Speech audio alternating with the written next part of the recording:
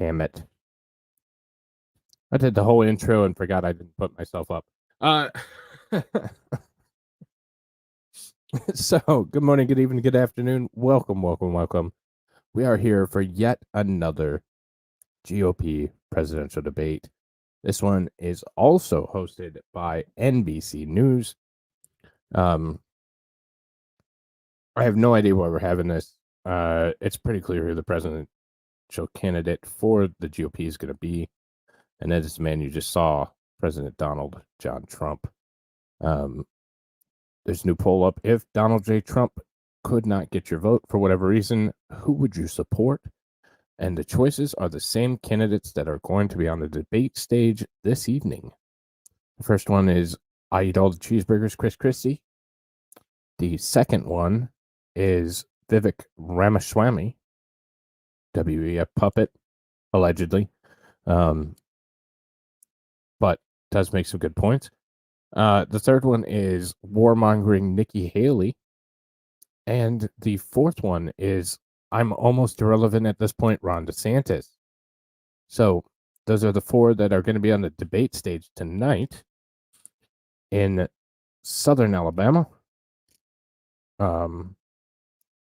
I would assume that the topics would not be the same that they were in the previous debate, but God only knows, and he only knows why we're having another debate. This will be the fourth presidential debate of the candidates for president.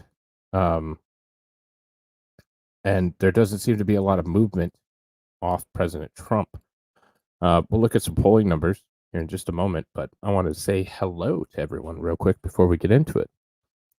Muffin Rando, what's up? Alexander, hello. I choose Christie.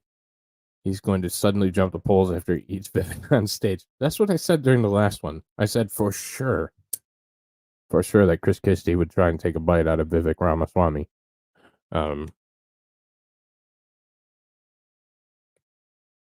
You know I'm typing, just wait. There. So we'll go over to 538 and look at the polls after I say hello. So what's up, Bad Dazza? Alex, what's up, man? Jason J. Hey, what's up, tits? I paid for Ukraine win, not a loss. Zelensky better give me money. Well, you're never going to get that money back. Sorry to be the one to tell you that. You should look into this place called Russia. They tend to win wars. What's up, Neil? Sorry, fuck that one up. I forgot to add myself. Hey, Fiery, how you doing, buddy? He's dead. Chris Christie ate him. I gave this whole intro. It was fantastic. It was the best intro ever, and forgot to add myself to the stage. It happens. It's if you had to pick. There is not a none of the above answer, sir.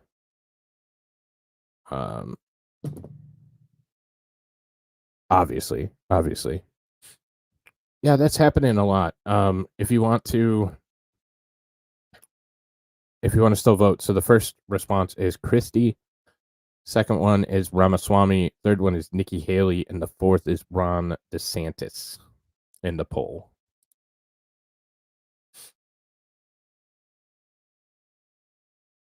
No, you're totally fine, because I think we're all on the same page that Chris will probably eat Vivek at some point. So, at some point. So anyways, let's get over here and look at, obviously, Donald Trump is clearly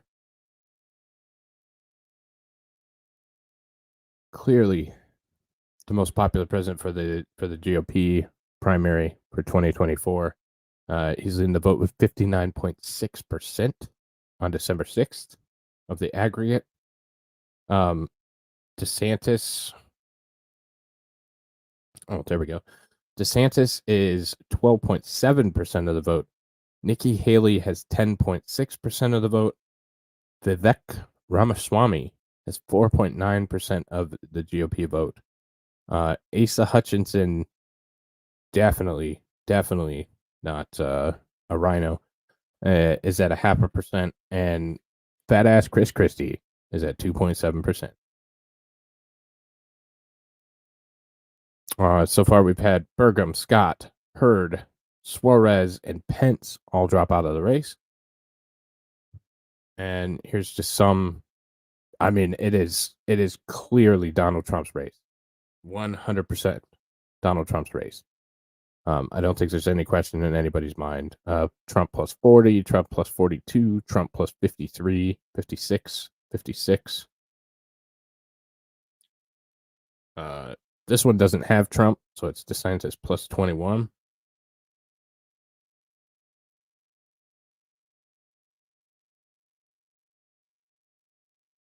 I was looking for a national poll on the president. Let me see. 2024 president poll. Hot. What's up, Excummer? They're going to try like hell. They are going to try like hell.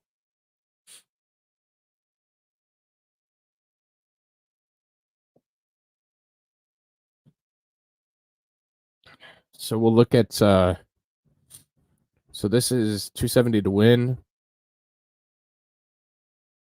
and this is charting by state. National average has Donald Trump leading by 2.4%.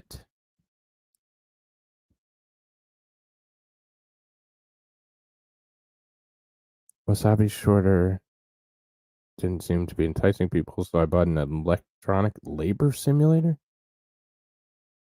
What the hell is that? I can't wait to see. I know. It's not supposed to be none of the above. We got to pick one of them. Like, who's your favorite out of the people on the stage? I know none of them probably are, but it was probably Obama just to stir shit up, or Biden, whichever one's here today. Arizona Trump by 5, Florida Trump by 8. I mean, it's all across the board. North Carolina Trump by 5, Michigan Trump by 1, Georgia Trump by 5.8, Pennsylvania 4.7. So there's all your swing states, all your big electoral states. Then we have Wisconsin has Biden with a slight lead. Minnesota has Biden with a slight lead. And of course, the big ones: New York, California, Washington, the ones on the left coast and the East Coast. Have Biden by double digits. Not surprising there. Trump has Ohio by 10%, which is nice to see. Biden 5% lead in New Hampshire. Trump 3% in Nevada. Missouri has Trump by 13. Massachusetts has Biden by 22. Tennessee, Trump by 31. So, in the traditional red or toss-up states, as we can see, Trump is just running away with it. 21 in Montana, 33 in Arkansas. Biden with a 4-point lead in Colorado. Trump, they might as well just give him Wyoming, 53%. The Dakotas, Trump's up big. Illinois, Biden's only up by 9%. That's actually kind of shocking. Kind of shocking, honestly. Trump sweeps pretty much the entire Midwest. Oklahoma, Kentucky. Biden wins Maryland generally. Virginia only has Biden up by 3%, and New Mexico only has Biden up by 8%. And as we know, polling is oversamples Democrats, and if it is even close, it's going to likely, by the time we vote, lean in the favor of Donald Trump. So that's what we got as far as polling. I didn't know about this debate until Bradley B let me know about it about 20 minutes. Well, no, to be fair, it was probably an hour ago. And I've covered the rest of them, so why wouldn't I do this one? So, but yeah. Ooh, that's cute. Now I'm just playing. 55.4% of people disapprove of President Joe Biden. 37.7% approve. So disapproval numbers are growing for Biden. I honestly would love, I mean, I will send you a fucking link. Anybody to legitimately explain to me how you could vote for Joe Biden. Not, I'm going to, because we know some people are going to, but legitimately and rationally explain anybody, why you would vote for Joe Biden. I think I'm safe. I don't think anybody could do it.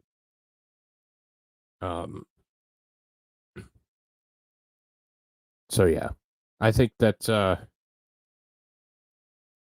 I think it's a foregone conclusion. I think Donald Trump probably wins this one going away. So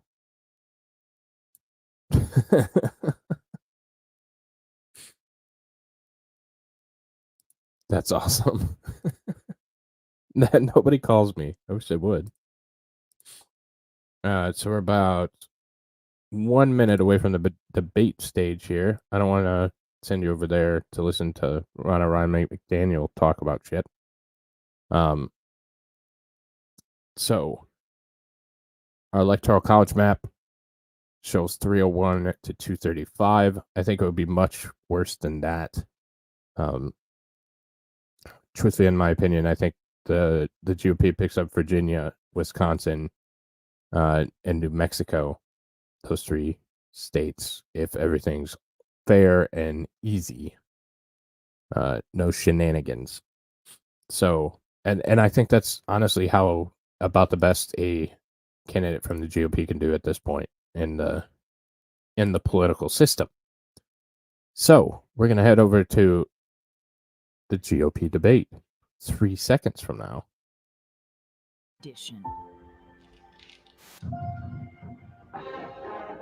Family, faith, and college football.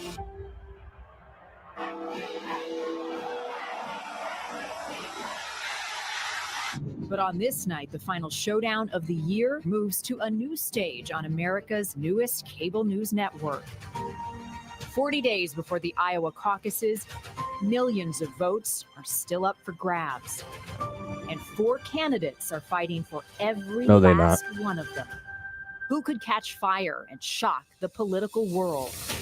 2024 is do or die for us. We're not getting a mulligan on this. Governor Ron DeSantis. We have to have a new generational leader. Former Ambassador Nikki Haley. You're either pro-American or you're anti-American. That is the choice we face. Vivek Ramaswamy. We deserve better character in the White House. Former Governor Christie. Live on NewsNation, news for all America. The lights are on. The field is set. It's game day in Alabama. And who knows what the tide will roll in. Cute. Welcome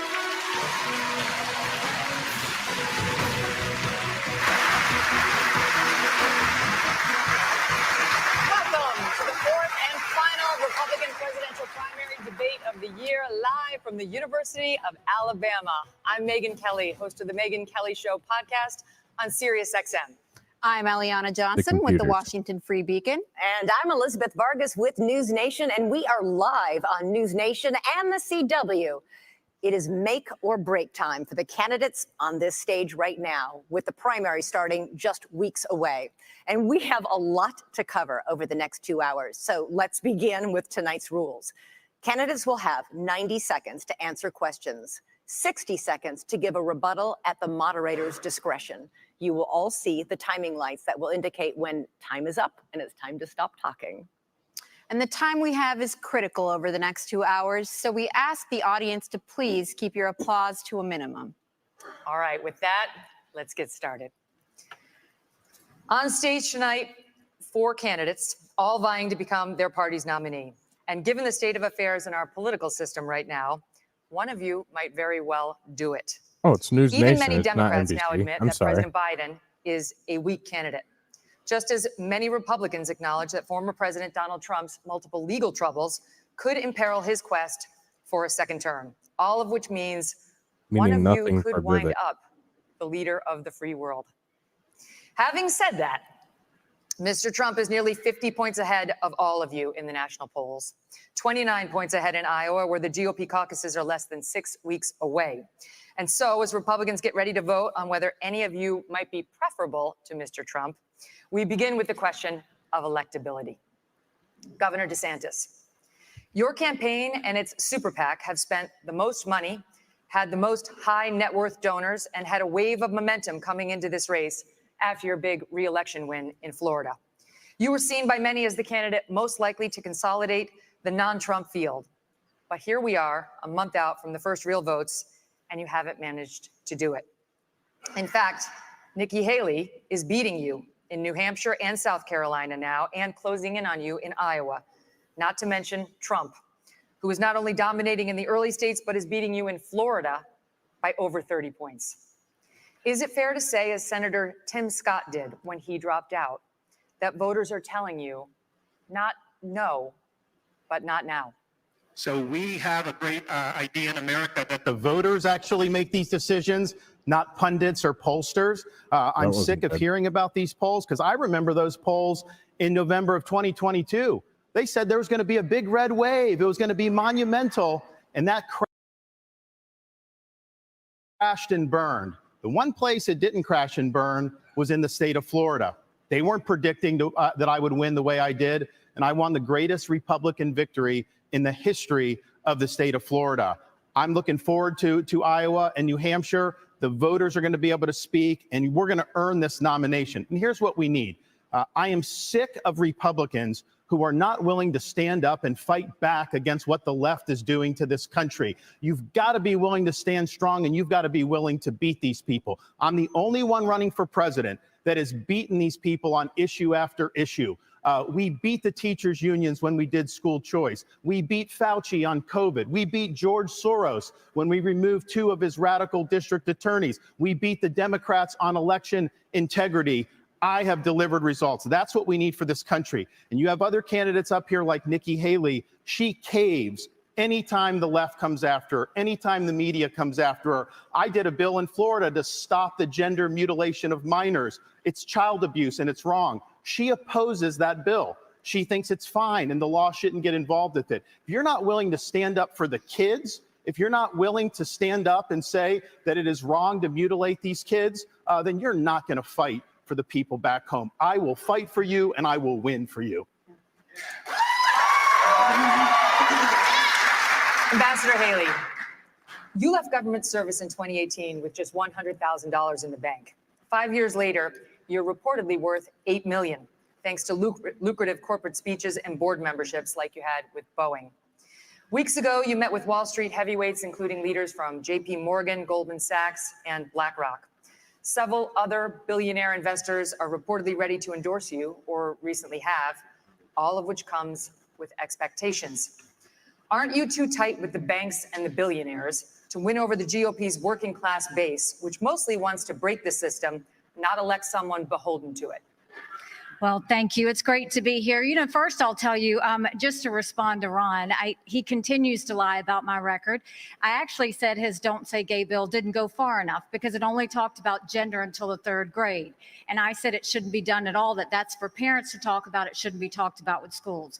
In reference to donors coming on board, look, we will take support from anybody we can take support from.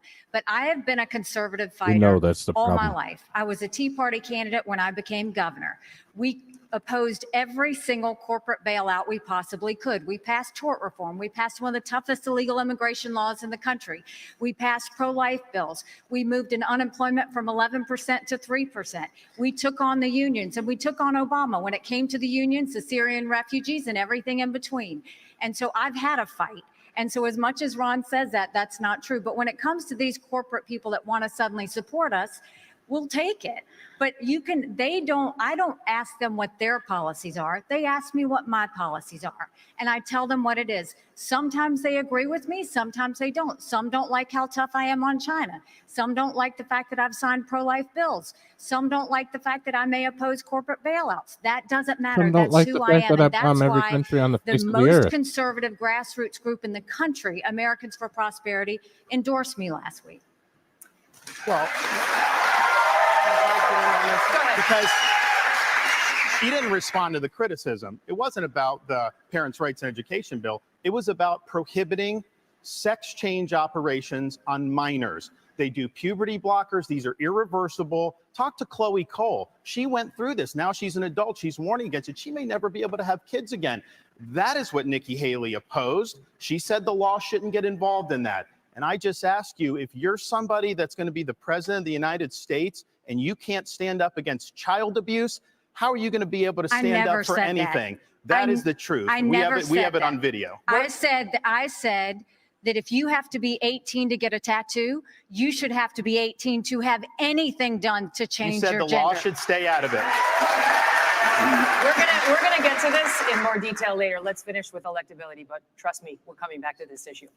Mr. Ramaswamy, for months you campaigned as a unifier. Then you stood up at the first debate and attacked all of your competitors as bought and paid for. The second debate, you changed your tune, saying these are good people on this stage, admitting you can come across as a bit of a know-it-all and rejecting the practice of personal insults.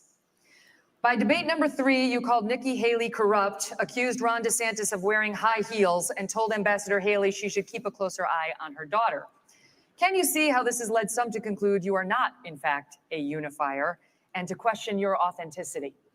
Megyn, I think there's a time and place for everything. We need somebody in the White House who absolutely is going to be a fighter when it counts. And I did say that there were some good people on that stage in that third debate. Doug Burgum was on that stage at that time. And I'll say that jokingly. Ron DeSantis is a good person, too. I want to go back, though, to Nikki Haley's comment from earlier that she is somehow not responding to the will of these donors. Nikki, you were bankrupt when you left the UN. After you left the UN, you became a military contractor. You actually started joining service on the board of Boeing, whose back you scratched for a very long time, and then gave foreign multinational speeches like Hillary Clinton is, and now you're a multimillionaire. That math does not add up. It adds up to the fact that you are corrupt. And when I said they were bought and paid for, I meant the Republican establishment, not the Democratic establishment. Now you have Reid Hoffman, the person who's effectively George Soros Jr., funding lawsuits across this country against Donald Trump to keep him off the ballot, funding left-wing causes. We discovered this week that he is one of Nikki Haley's largest supporters. Larry Fink, the king of the woke industrial complex, the ESG movement, the CEO of BlackRock, the most powerful company in the world, now supporting Nikki Haley. And to say that doesn't affect her is false, because it's after that meeting later that day that she says that every American needs to be doxxed by having their ID, their government-issued ID, tied to what they say on the internet. So I think that this is far more corrupt than I even imagined when I entered politics. But I will say this. It is going to take a leader from the outside with fresh legs from the next generation to unite this country.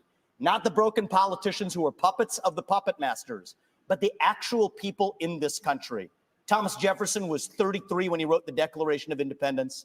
I think it's going to take somebody whose best days in life are still ahead to see a country whose best days are ahead of itself. And I think I can reach that next generation better than anybody else in this race. Thank you. Response. Megyn. First of all, we weren't bankrupt when I left the UN. We're people of service. My husband is in the military, and I served our country as UN ambassador and governor. It may be bankrupt to him, but it certainly wasn't bankrupt to us. Secondly, I did serve on the board of Boeing. I did a lot of work with Boeing when I was governor. They were a great partner to me. I served for 10 months. And then when they decided after COVID that they wanted to go for a corporate bailout, I've never supported corporate bailout, so I respectfully stepped back and got off the board. I love Boeing. They build good commercial airplanes. They build airplanes for our Air Force. I am proud of them. They employ a lot of people in South Carolina, but that's why I left the Boeing board. There's nothing to what he's saying. And in terms of these donors that are supporting me, they're just jealous. They wish that they were supporting them, but I'm not going to sit there and deny. Let me get the governor in and then I'll go. So, and Vivek, he wrote a book talking about ESG and these woke corporations and BlackRock. The idea that I want to do that in Florida, they were managing our pension, part of our pension. And then when they did the ESG, I took $2 billion away from BlackRock. We took action. This ESG, they call it environment, social governance. And again, Nikki is meeting with all these people. They want to use economic power to impose a left-wing agenda on this country. They want basically to change society without having to go through the constitutional process. We've kneecapped it in the state of Florida. The next president of the United States needs to be able to go to that office on day one and end ESG. And the fact of the matter is, we know from her history, Nikki will cave to those big donors when it counts. And that is not acceptable.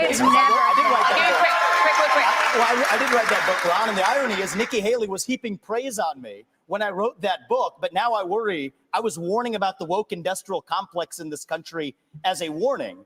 Apparently, she read it as a how-to manual, just like she reads George Orwell's books as well. And so I think that that's actually far more dangerous than, this is really important for people to understand. We're marching towards fascism under Biden. Jack Smith has subpoenaed every last retweet that someone has issued from Donald Trump in the year 2020. The only person more fascist than the Biden regime now is Nikki Haley, who thinks the government should identify every one of those individuals with an ID. That is not freedom, that is fascism, and she should come nowhere near the levers of power, let alone the White House. I've got to get to Governor Christie. I haven't forgotten about you, No, but can I just say, can you speak? I really appreciate how that. How you doing, sir? Good to see you. Can you please speak to the requirement that you said that every anonymous internet user needs to out themselves? They're both hitting you on it. I would be happy to, and I love all the attention, fellas. Thank you for that. I'll say this. What I said was that social media companies need to show us their algorithms. I also said there are millions of bots on social media right now. They're foreign, they're Chinese, they're Iranian. I will always fight for freedom of speech for Americans. We do not need freedom of speech for Russians and Iranians and Hamas. We need social media companies to go and fight back on all of these bots that are happening. That's what I said. As a mom, do I think that social media would be more civil if we went and had people's names next to that? Yes, I do think that, because I think we've got too much cyberbullying. I think we've got child pornography and all of those things. But having said that, I never said government should go and require anyone's name. That's false. She said, I want your name. She as president of the United States, her first day in office, she said, one of the first things I'm going to do. I said we were going to get the millions of bots. She wants government ID to dox every American. That's what she said. You can roll the tape. She said, I want your name. And that was going to be one of the first things she did in office. And then she got real serious blowback, and understandably so, because it'd be a massive expansion of government. We have anonymous speech. The Federalist Papers were written with anonymous writers. Jay, Madison, and Hamilton, they went under Publius. It's something that's important, and especially given how conservatives have been attacked and they've lost jobs and they've been canceled. You know the regime would use that to weaponize that against our own people. It was a bad idea, and she should own up to it. Come on, what are you doing here? 15 seconds, and then there is the governor, former governor of New Jersey. This cracks me up because Ron is so hypocritical, because he actually went and tried to push a law that would stop anonymous people from talking to the press, and went so far to say bloggers should have to register with the state if they're going to write about elected officials. It was in check your newspaper. It was absolutely there. I have never said government should trample on your constitutional rights. You can come back to it later. This is more dangerous than the Democrats. You're lying. This section's over. Okay. Governor Christie. Really? Just that piece. I'm usually not somebody who gets missed, but okay, let's go. What's happening? Okay, I got you. Listen, you endorsed Donald Trump in 2016 and 2020. Over on Rumble, Jack Carter, yes, this is a live debate. For his first term. Since then, however, you've turned on him, calling him a liar, a loser, a con man, and someone who cannot win. You've even said that you got into this race just to stop President Trump. His approval rating with Republicans is currently at 81%. Yours is at 25. Your best state is New Hampshire, and even there, 2/3 of GOP voters say they would be angry and disappointed if you won. Respectfully, Governor, you have not stopped Mr. Trump, and voters may wonder how you could possibly become the nominee of a party that does not appear to like you very much. Yeah. Well, look, Megan, it's often very difficult to be the only person on the stage who's telling the truth, and the only person who is taking on what needs to be taken on. I look at my watch now. We're 17 minutes into this debate, and except for your little speech in the beginning, we've had these three acting as if The race is between the four of us. The fifth guy, who doesn't have the guts to show up and stand here, he's the one who, as you just put it, is way ahead in the polls. And yet I've got these three guys who are all seemingly to compete with, Voldemort, he who shall not be named. They don't want to talk about it. The fact is that when you go and you say the truth about somebody who is a dictator, a bully, who has taken shots at everybody, whether they've given him great service or not over time, who dares to disagree with him, then I understand why these three are timid to say anything about it. Maybe it's because they have future aspirations. Maybe those future aspirations are now, or maybe they're 4 years from now. But the fact of the matter is the truth needs to be told. And for us to go 17 minutes without discussing the guy who has all those gaudy numbers you talked about is ridiculous. I'm in this race because the truth needs to be spoken. He is unfit. This is a guy who just said this past week that he wants to use the Department of Justice to go after his enemies when he gets in there. I mean, the fact of the matter is he is unfit to be president, and there is no bigger issue in this race, Megyn, than Donald Trump, and those numbers prove it. Governor Christie, we will be addressing that issue of Donald Trump in just a moment, but I'd like to first get to some questions on Israel. Governor DeSantis, tonight as we speak, the war is back on in Gaza. Israeli tanks are on the move and have surrounded the home of the leader of Hamas. 8 Americans have been held hostage in the tunnels beneath Gaza for 60 days now. American troops and warships in the Middle East are under attack. How far would you go as president to secure the release of those 8 American hostages? And would it include sending American forces into combat? We have to look out for our people. When there are hostages, Commander-in-Chief, you have to do whatever you can to get them done. But the overall issue with this is this administration is trying to hobble Israel from being able to defend itself. They have a right to eliminate Hamas and win a total and complete victory so that they never have to deal with this again. Hamas wants nothing less than a second Holocaust. They would wipe off every single Jew off the map. They would destroy the state of Israel if we could. Joe Biden will say they support Israel, and then they do nothing but try to kneecap them every step of the way. You should not try to direct their war effort. We should work together with them so that they can bring Hamas to heel. Look, I served in Iraq back in the day. I'm the only one running for president that served in the military. I understand that part of the world. It's not the best part of the world. We do have troops there that Biden is leaving basically as sitting ducks. And you have the Iranians that are attacking these troops, and he's responding with basically pinpricks. If you harm an American service member, you're going to have hell to pay when I'm president. We are not going to let our troops be sitting ducks. We also need to look at what's the underlying problem here. Iran. Biden is doing nothing to bring Iran to account. You got to turn the screws on them. Don't let them have any oil revenue. The money they get, they send to Hamas, they send to Hezbollah, and they foment jihad throughout the Middle East. So Biden has empowered Iran just like he's empowered other adversaries. We stand with Israel. They're our best ally in the Middle East. We have a unique relationship with them, and you will see a strong relationship when I'm the president of the United States. But would you send American troops? Elizabeth, look. This is the problem with the first 3 debates. Ron gets asked a question and he doesn't answer it. Your question was very specific. You said, would you send American troops as commander-in-chief? And he went on to this minute and 30-second hosanna about his knowledge of the military and what we need to do, and didn't answer your question. Look, when you're president of the United States, you're not going to have a choice whether to answer that question or not. Your generals, your Secretary of Defense, your Secretary of State, your National Security Advisor are going to present plans to you. They're going to look at you and say, do we go or don't we, Mr. President? And you can't give a 90-second speech about your military service, as laudable as it is. Would you send American troops in to rescue those hostages? Absolutely. If they had a plan which showed me that we could get them out safely, you're damn right I'd send the American Army in there to get our people home and get them home now. And I'll answer that question directly. Thank you, Governor Christie. Mr. Ramaswamy, you have said it was irresponsible for Ambassador Haley to call Hamas's terrorist rampage an attack on America and for her to, quote, rabidly shout, finish them, end quote. The Hamas terror attack left dozens of Americans dead and was the deadliest attack on Jews since the Holocaust.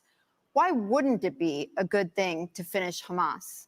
Finish them was purposefully vague in a discussion that included Iran, which is what I objected to. And I think it's, as U.S. president, you have to be responsible. What happened to Israel was dead wrong. What Hamas did was medieval. It was subhuman. It was immoral. And we have to call that out for what it is on October 7th. But to say that that was an attack on America fails a basic test. I mean, Nick, if you can't tell the difference between where Israel is and the U.S. is on a map, I can have my 3-year-old son show you the difference. That is irresponsible because it has major consequences, because that doesn't leave room for what actually is an attack on America. So I believe I have the strongest pro-Israel position actually on the stage, even though it's a little bit different than the standard GOP talking points. And it is this. The founding vision of Israel, David Ben-Gurion, the George Washington figure of Israel, what did he believe?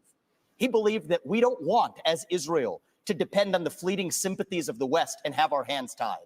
I think Israel has an absolute right to defend itself to the fullest, without the U.S., the UN, or the EU, or anybody else second-guessing their decisions, as the Biden administration, guess what, is now starting to do. I think that's a more deeply pro-Israel position than anybody else, and it keeps the actual lines of accountability clear because it is a pro-American position. And as leader of the United States of America, just as a father of 2 sons, my sole moral duty is to my family. As your next president, my sole moral duty is to you, the people of this country. That's how I'm going to lead. So I'll tell Bibi, you smoke the terrorists on your southern border, you go ahead and we're rooting for you. We're going to smoke the terrorists on our own southern border, and that's how I'm going to lead this country. But Americans were killed in that attack. Americans were killed in that attack. And so if you looked at this terrorist attack and the number of Americans, this would be one of the top 10 terrorist attacks in American history. So our own people were killed in that attack. And I think it's absolutely appropriate to point that out and to say that we're in this together and we are going to work with Israel so that these people are brought to justice. I agree with that. Ambassador Haley, I'm coming to you. Iran is on the threshold of becoming a nuclear state. The Wall Street Journal reported that Iranian military leaders gave the green light for Hamas's attack on Israel. You said in last month's debate that, by contrast to the Biden administration's approach to Iran, you would, quote, punch them once and punch them hard. Were you saying that it's time to bomb Iran? No, I was not saying it's time to bomb Iran, but I will tell you, I dealt with Iran every day when I was at the United Nations, and they only respond to strength. What they don't respond to is when you weaken the sanctions like they did on Iran that allowed China to send them billions to fill their proxies. What they don't respond to is when you give $6 billion for 5 hostages. That only makes them want more hostages. What they don't respond to is when they do 140 strikes on our men and women in Syria and Iraq, and we do nothing but just some small shots back. You've got to punch them. You've got to punch them hard and let them know that. That's the only way they're going to respond. So the way you do that is you go after their infrastructure in Syria and Iraq where they're hitting our soldiers. That's what you do. And then that's when they'll back off. The problem is you have to see that all of these are related. If you look at the fact Russia was losing that war with Ukraine. Putin had hit rock bottom. They had raised the draft age to 65. He was getting drones and missiles, drones from Iran, missiles from North Korea. And so what happened? When he hit rock bottom, all of a sudden, his other friend, Iran, Hamas goes and invades Israel and butchers those people on Putin's birthday. There is no one happier right now than Putin because all of the attention America had on Ukraine suddenly went to Israel. And that's what they were hoping is going to happen. We need to make sure that we have full clarity that there is a reason, again, that Taiwanese want to help Ukrainians because they know if Ukraine wins, China won't invade Taiwan. There's a reason the Ukrainians want to help Israelis because they know that if Iran wins, Russia wins. These are all connected. But what wins all of that is a strong America, not a weak America. And that's what Joe Biden's given us. I want to say one thing about the tie to Ukraine, if I may. So foreign policy experience is not the same as foreign policy wisdom. I want everybody at home to note that I was the first person to say we need a reasonable peace deal in Ukraine. Now a lot of the neocons are quietly coming along to that position, with the exceptions of Nikki Haley and Joe Biden, who still support this, what I believe is pointless war in Ukraine. And I think those with foreign policy experience, one thing that Joe Biden and Nikki Haley have in common is that neither of them could even state for you 3 provinces in eastern Ukraine that they want to send our troops to actually fight for. Look at that. This is what I want people to understand. These people have, I mean, she has no idea what the hell the names of those provinces are, but she wants to send our sons and daughters and our troops and our military equipment to go fight it. So reject this myth that they've been selling you, that somebody had a cup of coffee stint at the UN and then makes $8 million after, has real foreign policy experience. It takes an outsider to see this through. Look at the blank expression. She doesn't know the names of the provinces that she wants to actually fight for. And there's her puppet masters right there. The donors right there that are playing her like the puppet masters. Hold on. Let me just say something here. You know, his reasonable peace deal in Ukraine, he made it clear. Give them all the land they've already stolen. Promise Putin you'll never put Ukraine in Russia, and then trust Putin not to have a relationship with China. Let me tell you something. That's no reasonable. That's not my deal. That's not my deal. Yes, it's exactly what you said. You do this at every debate. I'll tell you exactly what no, don't interrupt me. I didn't interrupt you. Okay? You say this. You do this. You do this at every debate. You go out on the stump and you say something. All of us see it on video. We confront you on the debate stage. You say you didn't say it, and then you back away. And I want to say what? Exactly what I said, Chris. I'm not done yet. Well, this is now look. This is nonsense. This man is spewing. This man is spewing nonsense. Let me tell you something. This is the fourth debate. The fourth debate that you would be voted in the first 20 minutes as the most obnoxious blowhard in America. So shut up for a little while. I'm going to respond to that. I want to say Your version of we're going to let you respond to that. We're going to let you respond to that. Let him finish. I want to say something else. We're now 25 minutes into this debate, and he has insulted Nikki Haley's basic intelligence, not her positions, her basic intelligence. She doesn't know regions. She wouldn't be able to find something on a map that his 3-year-old could find. Look, if you want to disagree on issues, that's fine. And Nikki and I disagree on some issues. But I'll tell you this, I've known her for 12 years, which is longer than he's even started to vote in a Republican primary. And while we disagree about some issues and we disagree about who should be president of the United States, what we don't disagree on is this is a smart, accomplished woman, and you should stop insulting her. So I'm going to take this, I'm going to take several times over. So first of all, I think we just learned something from Christie. We learned three things. We learned three things right there. First of all, Christie also doesn't know what provinces in eastern Ukraine he actually wants us to fight for.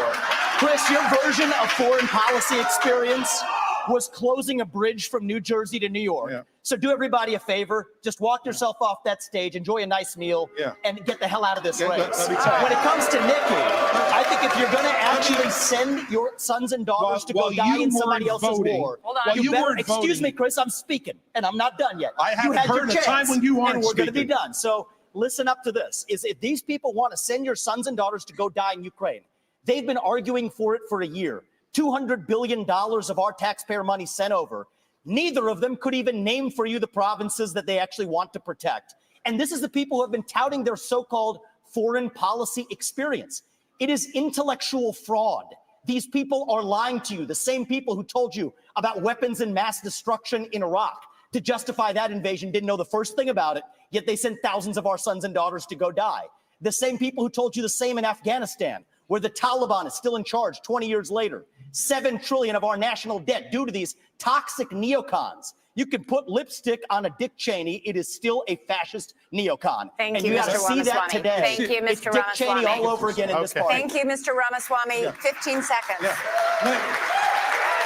Name the provinces. Neither of you could even name the first thing about Eastern I think we've had and Crimea. Let me just. It's actually Crimea is the wrong All right, the floor is Christie's. All right.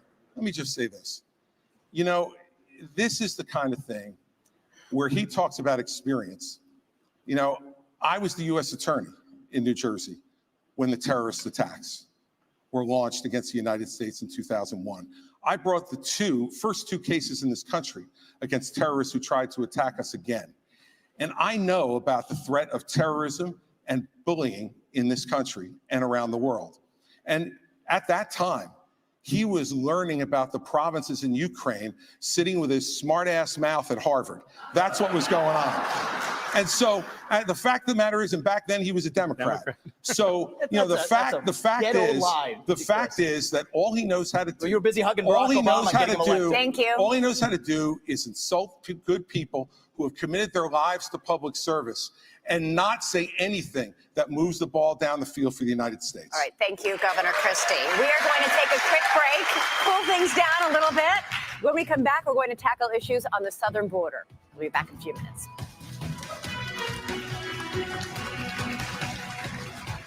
So that was obviously a shit show, but is anybody totally surprised by that?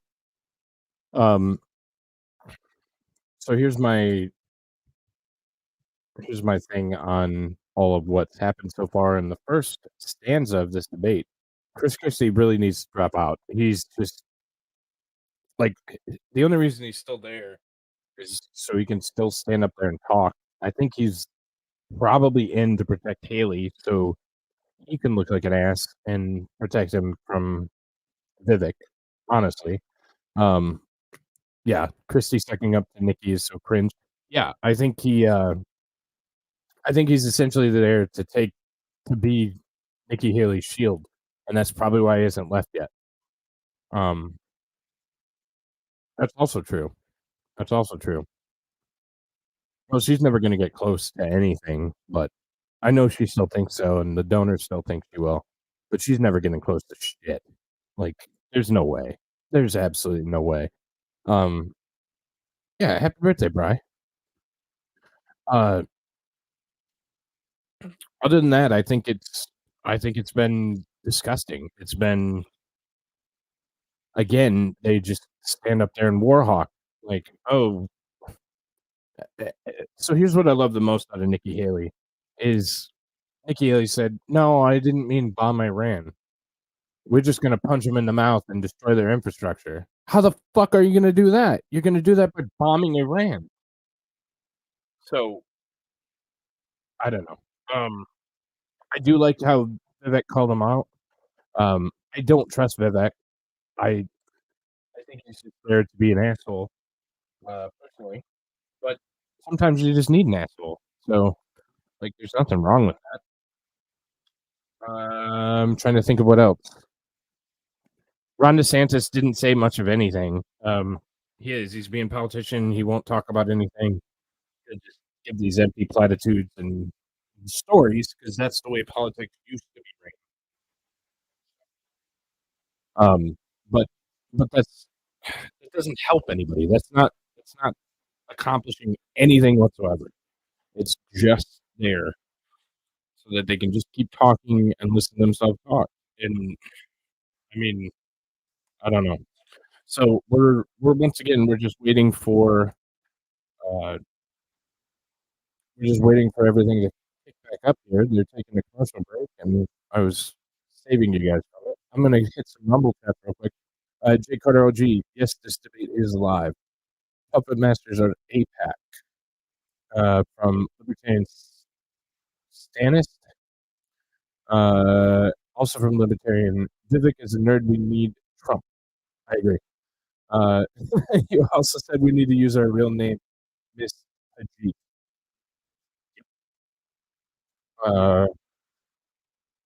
Galveston, I feel like a cheeseburger. Is that Chris Christie? Big Joe, I can't stand Christie.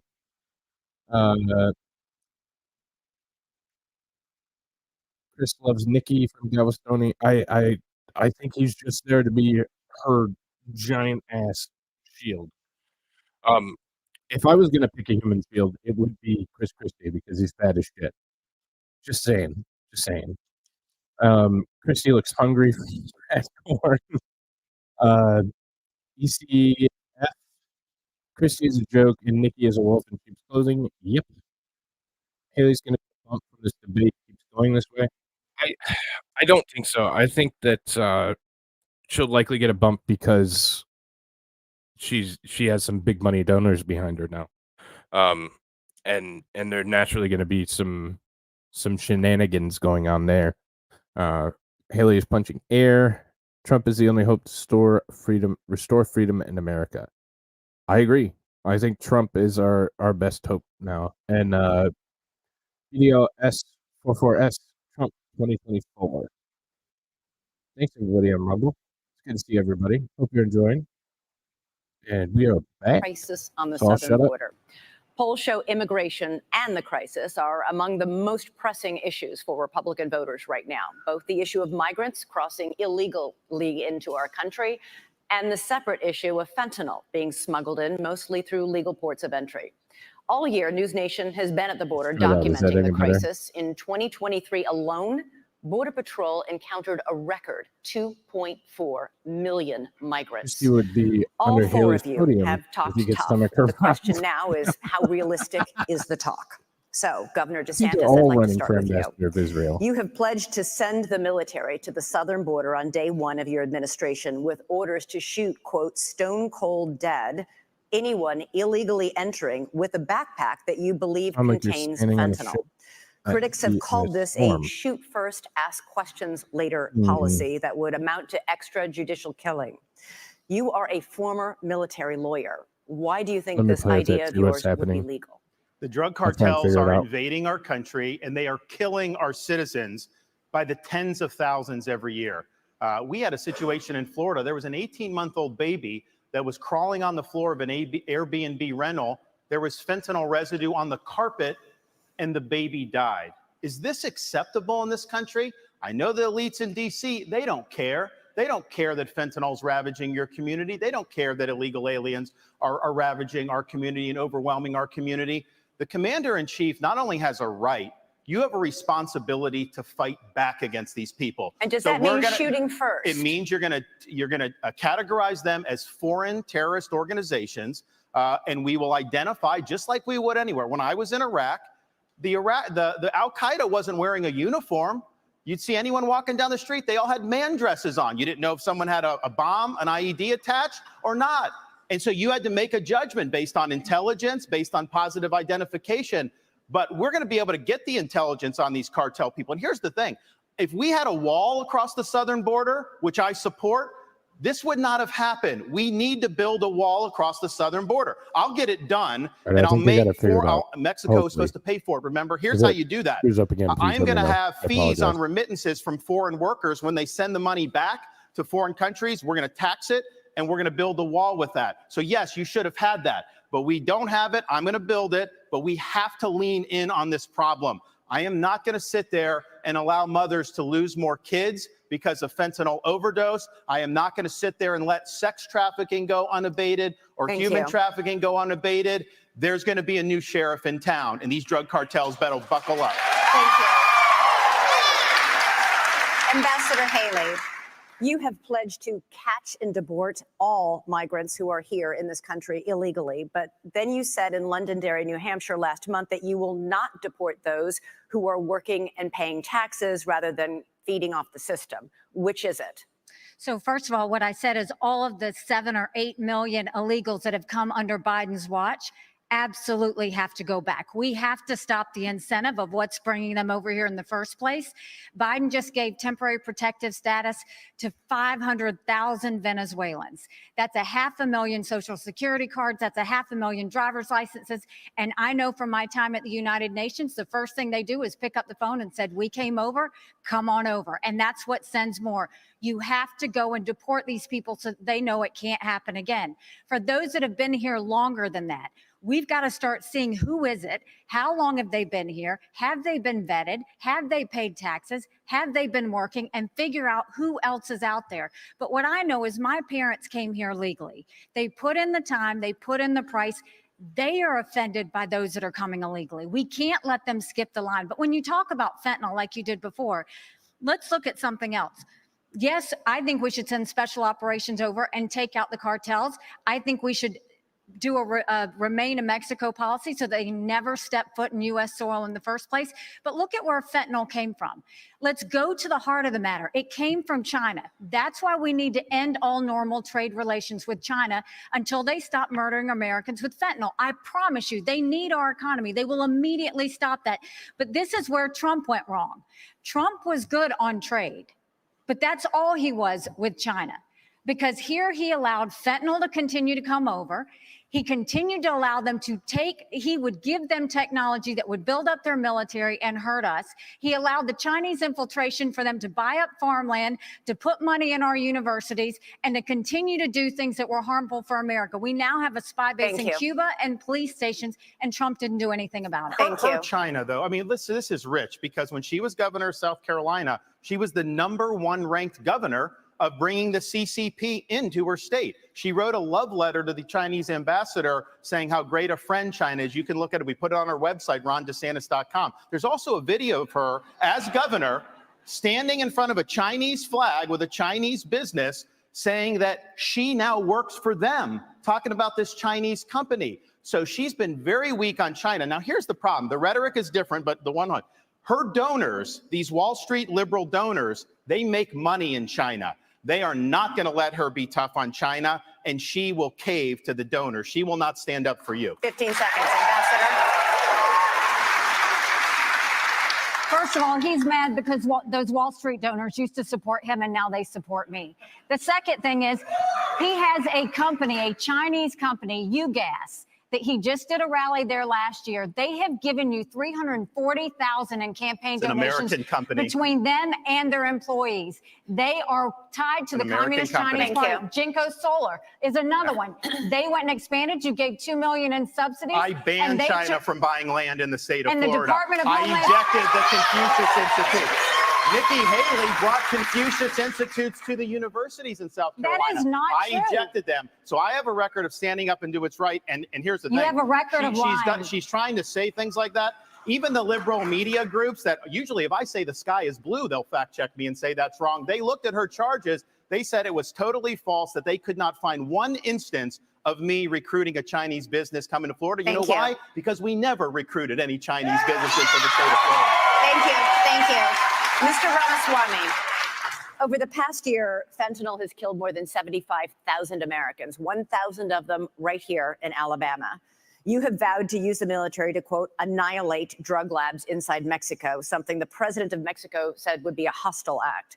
But fentanyl can easily be made anywhere, and labs that are shut down can easily and quickly be replaced. Are your tough enforcement policies offering false hope to a country racked by addiction? To the contrary, I don't think it's going to have to come to that if we deal with the actual demand side problem that we also have in this country. I mean, the easy part is talking about how we're going to use our military to secure the border. I will, and I believe that everybody else wants to do the same thing. But the harder part is dealing with the crisis of purpose and meaning, the mental health epidemic raging across this country like wildfire. And there's a reason why after the opioid crisis, you see fentanyl. And even after we get fentanyl, and we are going to be sure to make sure we do it, this one is worse for many reasons. They're illegally lacing it into pharmaceuticals, so it's more dangerous. But we're deluding ourselves. The real false promise here is thinking that we're going to have dealt with that underlying mental health epidemic in this country by just dealing with the demand side of it. But I want to get back to this issue of the root cause, because a lot of these are coming from labs in Wuhan, China, of all places. Drug materials that are going to the Mexican drug cartels that they're pumping across that southern border like a modern opium war. I think it is going to take a U.S. president that's going to have a very different conversation with Xi Jinping than what Joe Biden just had in California. I will tell Xi Jinping, you will not only not buy land in this country or donate to universities in this country, U.S. businesses won't expand into the Chinese market until they're playing by the same set of rules. And the same country that's putting fentanyl into illegal pharmaceuticals in Mexico, it's no coincidence, is the exact same country that also unleashed hell on the world with the COVID-19 pandemic. We also have to hold them accountable with every financial lever that we have available.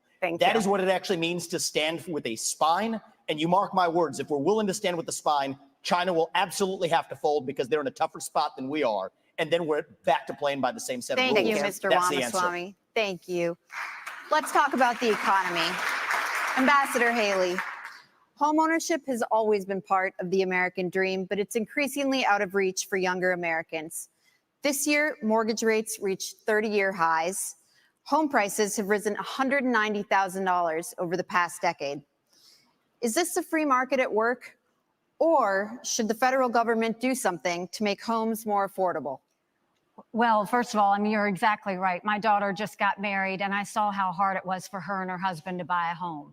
Right now, the average homeowner in America is 49 years old. You've got young people everywhere. That used to be the American dream, and now it's out of reach. But you look at what happened. You first of all look at what the Fed did. The Fed did a terrible job when they allowed all of that money to go through. You saw the Treasury bond rates go up. That affected mortgage rates, that affected automobile rates, that affected insurance rates. And so now we have a high interest rate. You've got a supply issue. Ask any builder. The supply issues have continued to be there. That's caused the rate to go up. And then you've got insurances that have gone up. And so what you have is a lot of younger people who, one, can't afford a home, but two, the banks aren't lending them any money. They've made the regulations so hard that they don't want to give loans on mortgages anymore. So what we have to do is we have to open it up. We have to, one, grow our economy so that people have more money in their pockets. We've got to look at the supply chain and make sure that we are funneling that so that builders don't have to sit there and go overseas to find things. And then we need to make sure that we really stop paying down this debt, make sure that we stop the borrowing, stop the spending. I'll veto any spending bill that doesn't take us back to pre-COVID levels, because our kids are not going to forgive us for all the spending that happened. And as much as everybody wants to talk about how Donald Trump had a good economy, $9 trillion in debt, he did just in 4 years. And we're all paying the price of that, including those mortgage prices.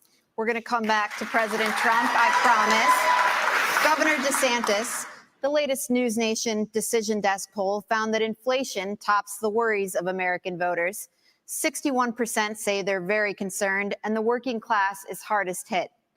Economists say this was fueled by a glut of federal spending.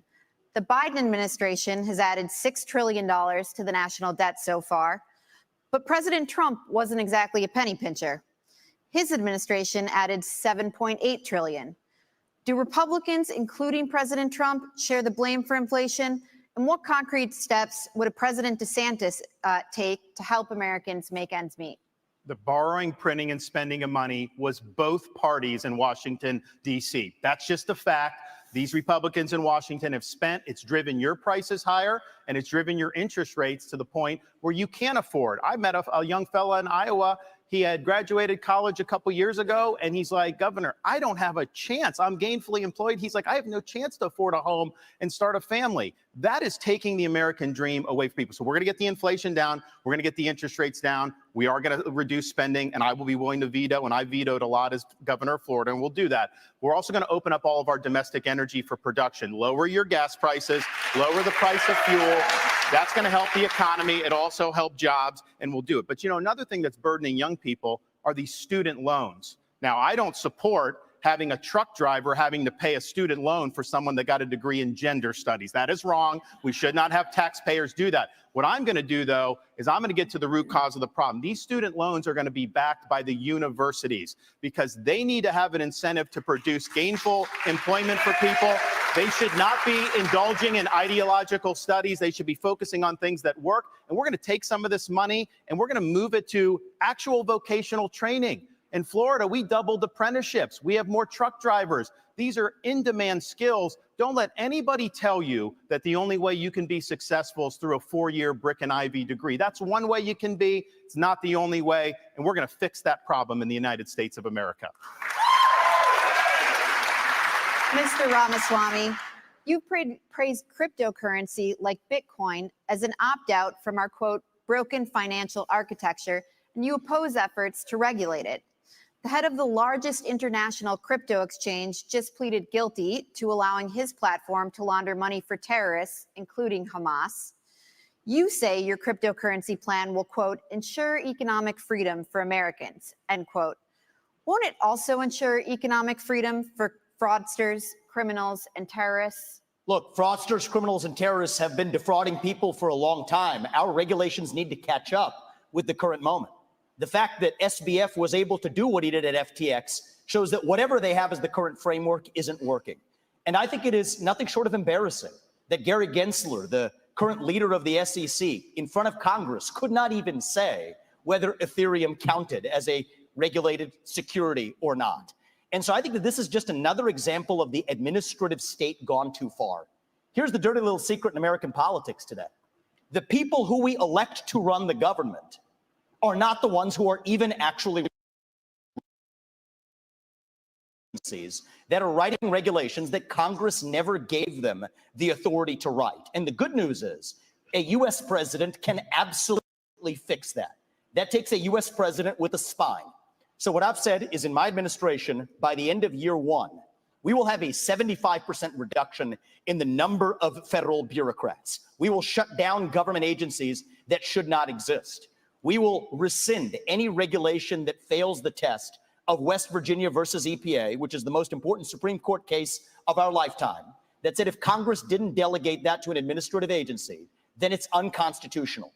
These are seismic changes. These are big changes that the next president can deliver without asking Congress for permission or for forgiveness. And I want people to understand that distinction, because people have been sold myths by politicians for a long time saying, I'm going to work with Congress to do this or that. Much of what you've heard on the stage from the other politicians fit that description. They need Congress.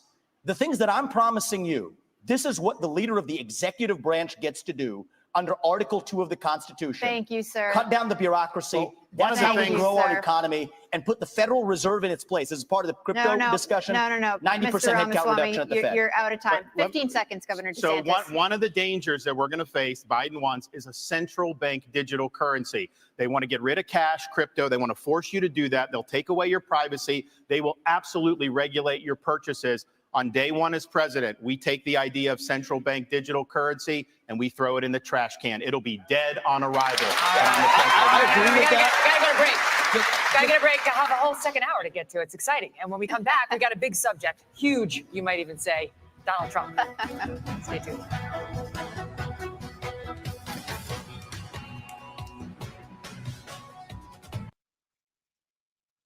Okay, so apparently they're going to talk about Donald Trump in the next segment. I thought what Nikki Haley was saying was incredibly rich because she's bought and paid for by BlackRock. BlackRock doesn't want Americans to buy homes because then they have to pay more for them. So, other than that, there wasn't a whole lot said that round. The crypto thing, of course, the government's going to regulate it because they need their tax dollars. They need their tax dollars. Yeah, I don't know. Nothing much is. Yeah, cash is still king, and it should be. Why not? He was successful. Copycat league, this politics deal. All right, I'm going to go back to Rumble. Where the hell did I end up?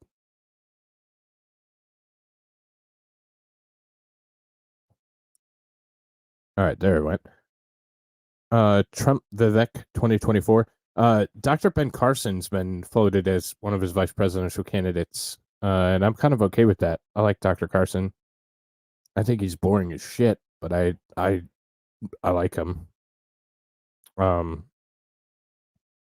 This is panning out to be a shit show. It says tattooed 1776. Of course, it was always going to be a shit show. Peter Angelus, Vivek and Obama are good speakers. Obama successfully pushing leftist agenda. Vivek, libertarian-minded conservative agenda.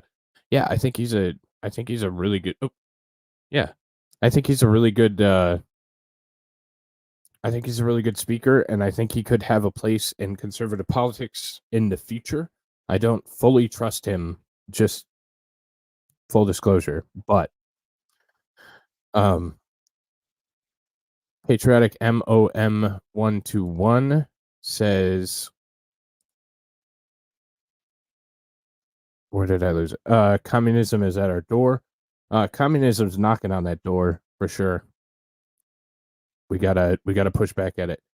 Peter says 2 winners tonight. Trump by default. Vivek giving neocons a globalist beatdown. Yeah, it's fun to watch. It's fun to watch the neocons get shit stomped. Christie looks like he's about to fall over. His shoes are falling. Get him a donut quick. He needs more than a donut. He's gonna need a couple footlongs after this, and I don't mean subs. Chris is about to drop out, leaning on the podium bigly. Whiskey Horn, Concho versus Trump, and Lonesome Fugitive Podium Stress Test. Does anybody actually like Chris Christie? For real? Whiskey Horn, Trump already said that. Of course. Copycat, go fuck yourself. DeBushtis. DeSantis has sounded good tonight. He hasn't sounded bad, but he hasn't really had anything to talk about, honestly. Charlie Stan's foot-long double meat hero. Yeah, he's gonna need a couple of them after this one. And you're right on, Sub-Zero. BlackRock is outbidding homebuyers, of course. So the people supplying Haley are also the ones that are buying up the houses at a record rate. So, T. Giroux, I like Carson as a VP. Yeah, I think he's a semi-trustworthy individual, and I would be happy with Ben Carson as vice president. Haley is a lobbyist for KBR and posing as a politician. I think that's exactly it. So, Ben Carson from Baltimore. Alex Jones was right. Alex Jones was right on a lot of things. And Sarah Huckabee for vice president. I'm going to disagree with that, but. And then I feel like as an American, I have the right to be emperor. No, you're not. Shut up, Deez. What's up, buddy? On the front runner in this race, Donald Trump. We invited him to come tonight, as you know, but he declined to come. But we'd like to ask you a couple Ben questions Carson's from Detroit. Now, Ambassador Haley, former President Trump recently promised, if he's reelected, to bring back and expand his program restricting immigration from Muslim countries. Here he is in Iowa on October 16th. No longer will we allow dangerous lunatics, haters, bigots, and maniacs to get residency in our country. We're not going to let them stay here. If you empathize with radical Islamic terrorists and extremists, you're disqualified. You're just disqualified. Ambassador Haley, do you support President Trump's plan for ideological screening? Well, I don't think that you have a straight up Muslim ban as much as you look at the countries that have terrorist activity that want to hurt Americans. You said Muslim. You can ban those people from those countries. That's the way we should look at it, is which countries are a threat to us. The fuck? You look at what came across the southern border. What worries me the most are those that came from Iran, from Yemen, from Lebanon, those areas where they say death to America. That's where you want to be careful. It's not about a religion. It's about a fact that certain countries are dangerous and are threats to us. A president has one job, and that's to keep Americans safe. And that's what we've got to do, is make sure that we have good national security in that process. And that's the way you should look at it, is where the terrorist threats are, how we're going to deal with it, and what we're doing about it. And the biggest threat we have right now is communist China.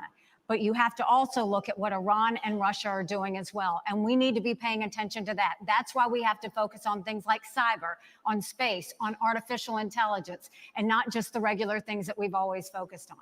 It's not just terrorism, though. That's important. But look what's happened in Europe. You have more anti-Semitism in Germany than at any time since Adolf Hitler. Why? Because they imported mass numbers of people who reject their culture. Europe is committing suicide with the mass migration, and it's illegal and legal. Nikki Haley said the other day there should be no limits on legal immigration, and that corporate CEOs should set the policy on that. There needs to be limits on immigration, and we should not be importing people from cultures that are hostile. So, for example, I said with the Gaza, you had some of the squad wanted to import 300,000 people from the Gaza Strip. I said, no, we're not taking anyone from Gaza because of the anti-Semitism and because they reject American culture. So we've got to get smart about this. We cannot let the United States be like Europe. So there's an overhanging fruit here, if I may just hit this point, because it relates to what they just said. There are things that the government can do right now that nobody's talking about amongst the professional politicians in this race. What about all of the illegals who are already here? Here's the answer. There's 287G in the law. That is a provision that already allows ICE agents to deputize or allow local law enforcement to enforce those ICE warrants. And it shocks me that nobody in the Republican Party is talking about it, because there are 1 million then officials, law enforcement officials in this country, And against that backdrop, we absolutely have the ability to Thank deport you. anybody who's in this country illegally. Thank you, we Mr. need to be talking about it Ramaswamy. more in this Thank country. you. Governor Christie.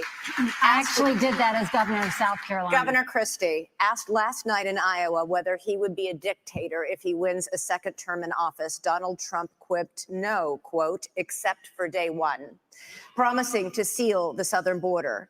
He has also pledged to begin the largest deportation operation in American history, saying that migrants are, quote, poisoning the blood of our country. He has pledged to round up and expel an estimated 11 million undocumented immigrants in the United States. What do you make of that plan? I think it's completely predictable. I mean, look, he's made it very clear. There's no mystery to what he wants to do.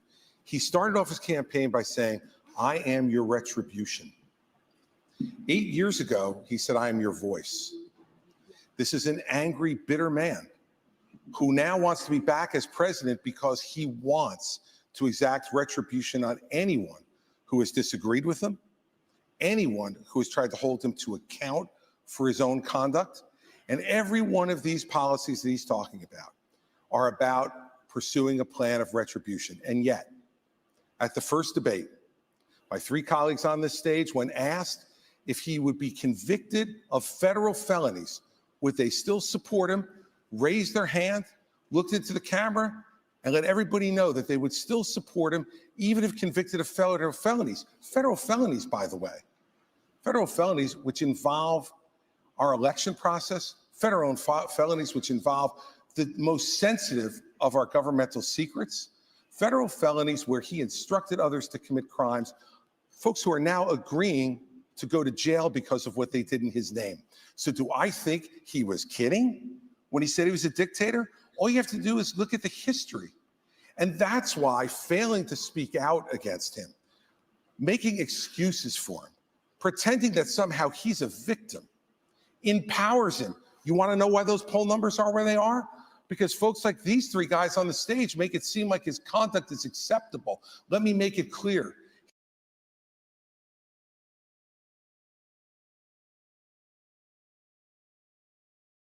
His conduct is unacceptable. He's unfit, and be careful of what you're going to get.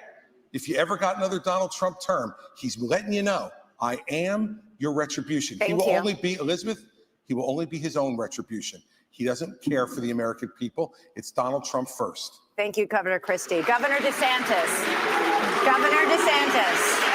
Thank you. Thank you. Governor DeSantis. Donald Trump would be older on day one of his second presidency than Joe Biden was on day one of his first. You have said Trump is not the same man he was when he ran in 2016. Your campaign is running ads showing Trump confused. And you have said he has, quote, lost the zip on his fastball. You seem to be saying Donald Trump is no longer mentally fit to be president. Is that what you think? Look, he is showing father time is undefeated. The idea that we're going to put someone up there that's almost 80 and there's going to be no effects from that, we all know that that's not true. And so we have an opportunity to do a next generation of leaders and really be able to move this country forward. We also need a president that can serve 2 terms. I don't think Donald Trump, I think he's going to have, I don't think he'd be able to get elected. The Democrats want him to be the nominee. We see that. They are going to turn the screws the minute, if he got the nomination, but do you think he's you're going to see mentally it. fit to be president? I think we need to have somebody younger. I think when you get up to 80, I don't think it's a job for that. But let me just respond to some of the things there. Look, the media is making a big deal about what he said about some of these comments. I would just remind people that is not how he governed. He didn't even fire Dr. Fauci. He didn't fire Christopher Wray. He didn't clean up the swamp. He said he was going to drain it. He did not drain it. He said he was going to build a wall and have Mexico pay for it. We don't have the wall.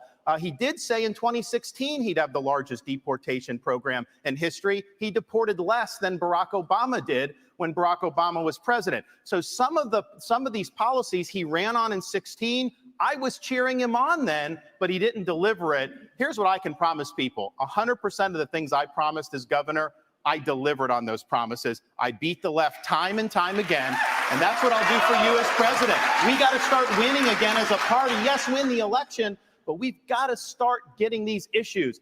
I will go in and wreak havoc on this bureaucracy. You will see people fired, and we are going to bring a reckoning for how this government handled COVID-19. Here's what irritates Senate Academy. Now, Chris, you've had your chance to wax eloquent on Donald Trump. You've been doing it all this whole Why race. doesn't he just answer Yeah, and the Ron, question? you'll be The dead in question 10 was minutes very if you try and direct. do that. Is he fit to be president or isn't he? The rest of the speech is interesting, but completely non-responsive. And if we were in a courtroom, they'd strike the answer and say, Governor DeSantis. No, they you're wouldn't. They would say that you're a they smart would man. argue that No, they would. No, they wouldn't, They would Chris. strike the answer No, they wouldn't. because you're not answering You it. just Is he don't fit? like. You Is he have your. fit? You have No. your thing. Is he You fit have or your isn't he? thing. No, I don't have my thing. We don't. He's the thing. Is We he do fit not or want isn't to he? do someone You're that's talking about him almost being 80 years It old. doesn't mean Ron, that somebody is he couldn't fit? get elected. That's Ron, up to the DeSantis, people to Governor decide. DeSantis, let But him- I let think him we have an finish. opportunity Or to isn't do he? No, somebody Governor who's in. DeSantis, Too let far. him finish. Ron, Okay. is he I think we fit? have an opportunity to do Guys, somebody guys, who no is in the talking prime over of each their other. life. Yes. We don't have to No worry talking about all I'm this stuff with Ron- positive. Stop. We can get it Governor done, Christie, and stop. we'll do it. I'm going to come to you. Finish. Look, Father Time is undefeated.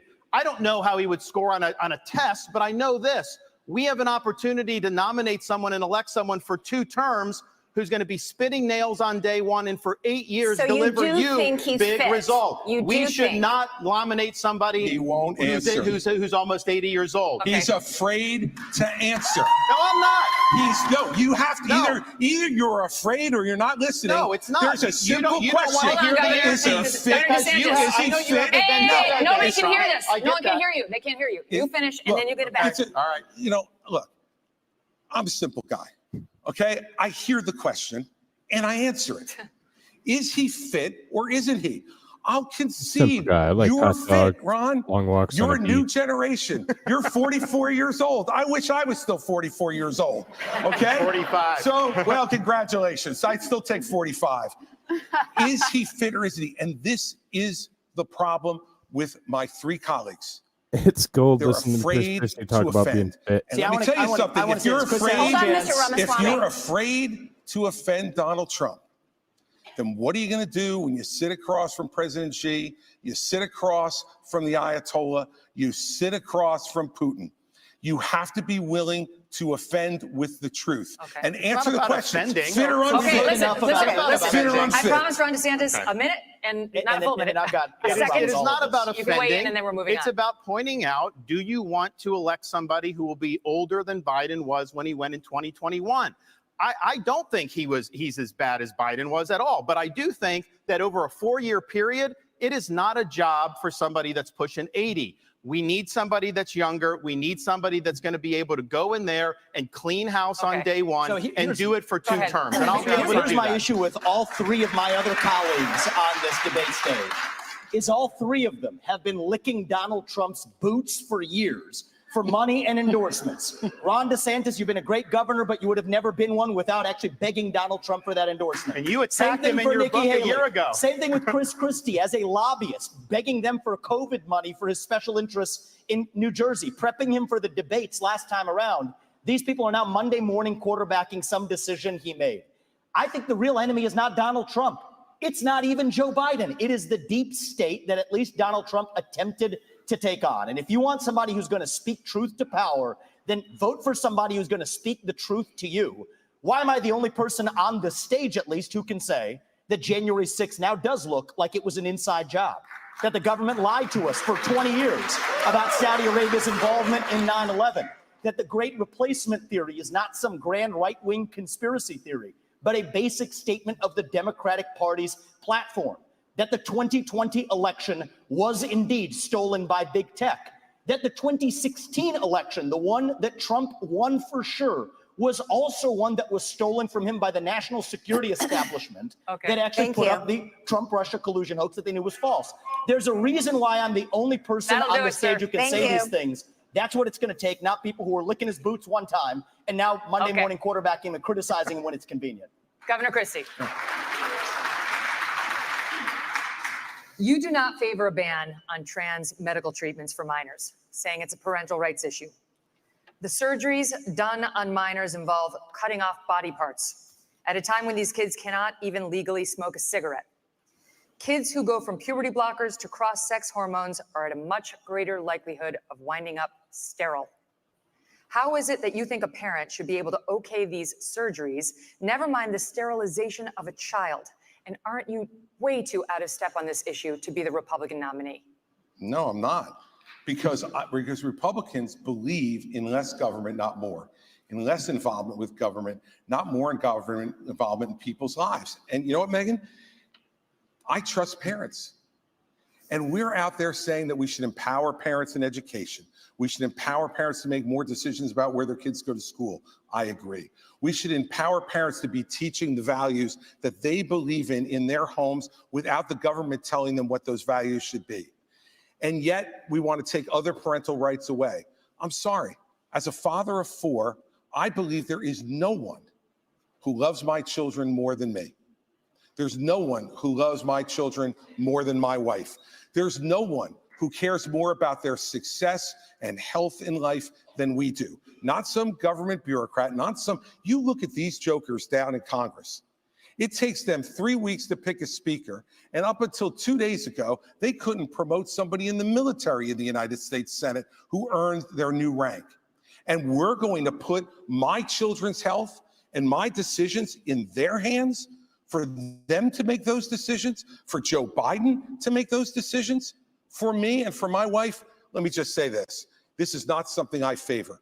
I think it's a very, very dangerous thing to do. But that's my opinion as a parent, Megan.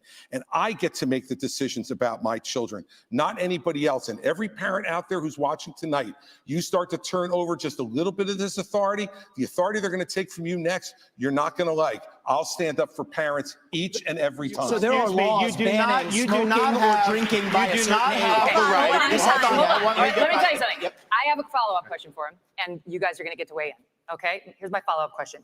You talk about parental rights. Let's talk about them. When you were governor in 2017, you signed a law that required new guidelines for schools dealing with transgender students. Those guidelines required schools to accept a child's preferred gender identity, even if the minor's parents objected. Not true. And it said that there is no duty for schools to notify parents if their son or daughter changes their gender identity, allowing this serious issue to remain a secret between the school and a child. How is any of that pro-parental rights? By the way, that's simply not true. You're doing what you accuse me of, Chris. It is absolutely true. That's simply not true. That's simply not true. That law was put into effect in 2018 and regulated in 2018 after I was out of office. You mandated the guidelines. No, we did not, Megan. We did not issue those guidelines, and you're wrong about that. Simply wrong. I have stood up each and every time. So I think if this is one issue that's disqualifying, it's this one. I stood up every single time for parents to be able to make the decisions for their minor children. But parents, every single time, parents should make those decisions. And by the way, you know what? Every once in a while, parents are going to make decisions that we disagree with. But the minute you start to take those rights away from parents, you don't know that slippery slope, what rights are going to be taken away next, and what's going to be focused on you. As a parent, you do not have the right to abuse your kids. This is cutting off their genitals. This is mutilating these minors. These are irreversible procedures. And this is something that other countries in Europe, like Sweden, once they started doing it, they saw it did incalculable damage. They've shut it down. I signed legislation in Florida banning the mutilation of minors because it is wrong. We cannot allow this to happen in this country. And I know Chris disagrees with me, and I think he has an honest position. Nikki disagrees with me. She opposes the bill that we did to ban that. She said law shouldn't get involved with it. You said the law shouldn't get involved with it. She also, though, I think, and this flows from what she did as governor of South Carolina, they had a bill to try to say that men shouldn't go into girls' bathrooms. And she killed that bill, and she bragged that she killed that bill. Even to this day, she bragged that. I don't think men should be going into little girls' bathrooms. I think it's wrong, and I think we have every right to protect them from that. I am going to come to you. I promise 7 seconds. Go quickly. I think the North Star here is transgenderism is a mental health disorder. We don't let you smoke a cigarette by the age of 18.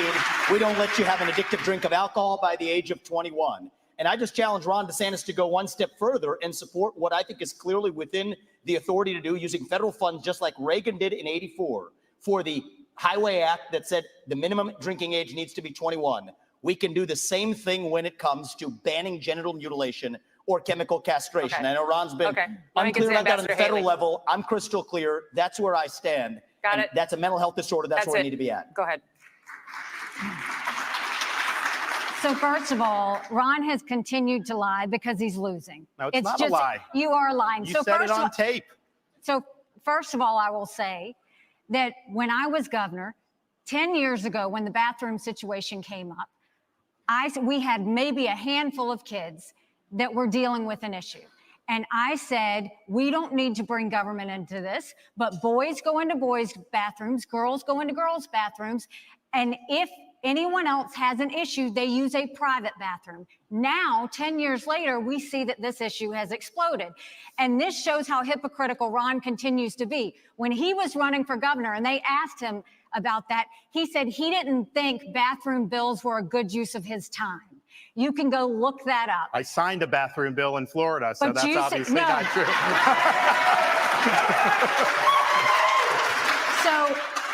So the idea that you would say that I was signed against it, you that. didn't. You killed it, I signed it. I We stood up didn't- for little girls, you didn't do it. And there was this going on. I was actually just in South Carolina. Some of the legislators told me at the time there were boys going into the girls. That's the There whole were reason not. why they No, did no, it. no, no, no. And so they say when she does that explanation that doesn't hold water. And this is the upstate of South Carolina. Ron. I signed the bill. I Do protected you the know girls. South Carolinians? She did not do, you it. know I South know that. Carolinians? Because South Carolinians, no. You are not going to talk about my state like that, because I will tell you for a fact, South Carolinians never allowed that to happen, and we did not have that issue at the time. What I have always said is boys go into a boys' bathroom, girls go into a girls' bathroom. But hold on one second. I also say that biological boys shouldn't be playing in girls' sports, and I will do everything I can to stop that because it's the women's issue of our time. And I signed legislation to protect women's sports. I actually get this stuff done. You got it. Thank you, guys. We're going to move on. Mr. Ramaswamy, when discussing your Hindu faith in September, you seemed to take a shot at Ambassador Haley, who is also Indian American and who converted to Christianity as an adult. You said, an easy thing for me to do, being a politician, is to shorten my name, profess to be a Christian, and then run. Make Vivek Vicky or whatever, end quote. Are you questioning Nikki Haley's Christian convictions? And why has your campaign made a point of referring to Ambassador Haley by her given first name, Nimarata, even though she's gone by Nikki for her whole life? Well, my whole deal is if Nikki Haley, of all people, should know how to pronounce my name correctly, the rest of the news media can learn it. My deal is I'll call her Nikki when she can say my own name right. And that's our little fun side bet there. Here's what I will say is deeper. I don't question her faith, but I question her authenticity. And I think that's deeper here. We were just talking about the trans issue. This is a symptom of a deeper cancer in American life, identity politics. This new religion that says your race, your gender, and your sexuality are your identity. It is anti-American. It is meritocratic. It's anti-meritocratic, and it is dividing this country to a breaking point. And I've spoken about this to the left. My books are all about this. I've preached this to the left, but it's even worse when Republicans try to play the same game. We're talking about that trans issue. And Nikki Haley's campaign launch video sounded like a woke Dylan Mulvaney Bud Light ad talking about how she would kick in heels. At the first debate, she said that only a woman can get this job done. That's what she said. After the third debate, when I criticized Ronna McDaniel after 5 failed years of leadership of this party and criticized Nikki for her corrupt foreign dealings as a military contractor, she said that I have a woman problem. Nikki, I don't have a woman problem. You have a corruption problem. And I think that that's what people need to know. Nikki is corrupt. This is a woman who will send your kids to die so she can buy a bigger house. This is the problem. Using identity politics more effectively than Kamala Harris is a form of intellectual fraud. And it actually needs to, and there's our donor puppet masters wielding their puppet right up here tonight. This is how this game is played. The puppet masters put up their puppet, and I reject the use of identity politics in this party. It has been a cancer coming from the left, and I'm sick and tired of the double standards the people of this country are too. Having 2 X chromosomes does not immunize you from criticism. Thank you, sir. Thank you. Governor Haley, would you like to respond? No, it's not worth my time to respond to him. You have been using identity politics at every step. She knows it's true, and that's why she's actually hiding from it. Sir, we're not going to give you a response to the question that was to you. Okay, we got to move on to this. Now, by arrangement with the Republican National Committee, we've got 2 questions for you about the Justice Department and our election system. Here's Tom Fitton with Judicial Watch. Governor Christie, this one's for you.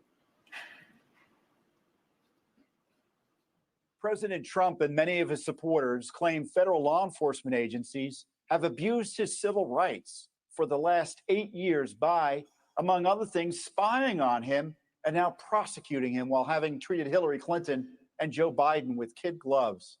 A recent Gallup poll shows that Americans think more highly of the U.S. Postal Service than they do the FBI or Justice Department. What would you do as president to restore the faith of the American people in these agencies? Well, first off, I'm the only person on this stage who's actually done a job in the Department of Justice. I was the U.S. Attorney in New Jersey in the 5th largest office in this country, appointed by President Bush on September 10th, 2001. And it was an extraordinary time in this country to be on the front lines of fighting the greatest attack against our country since Pearl Harbor.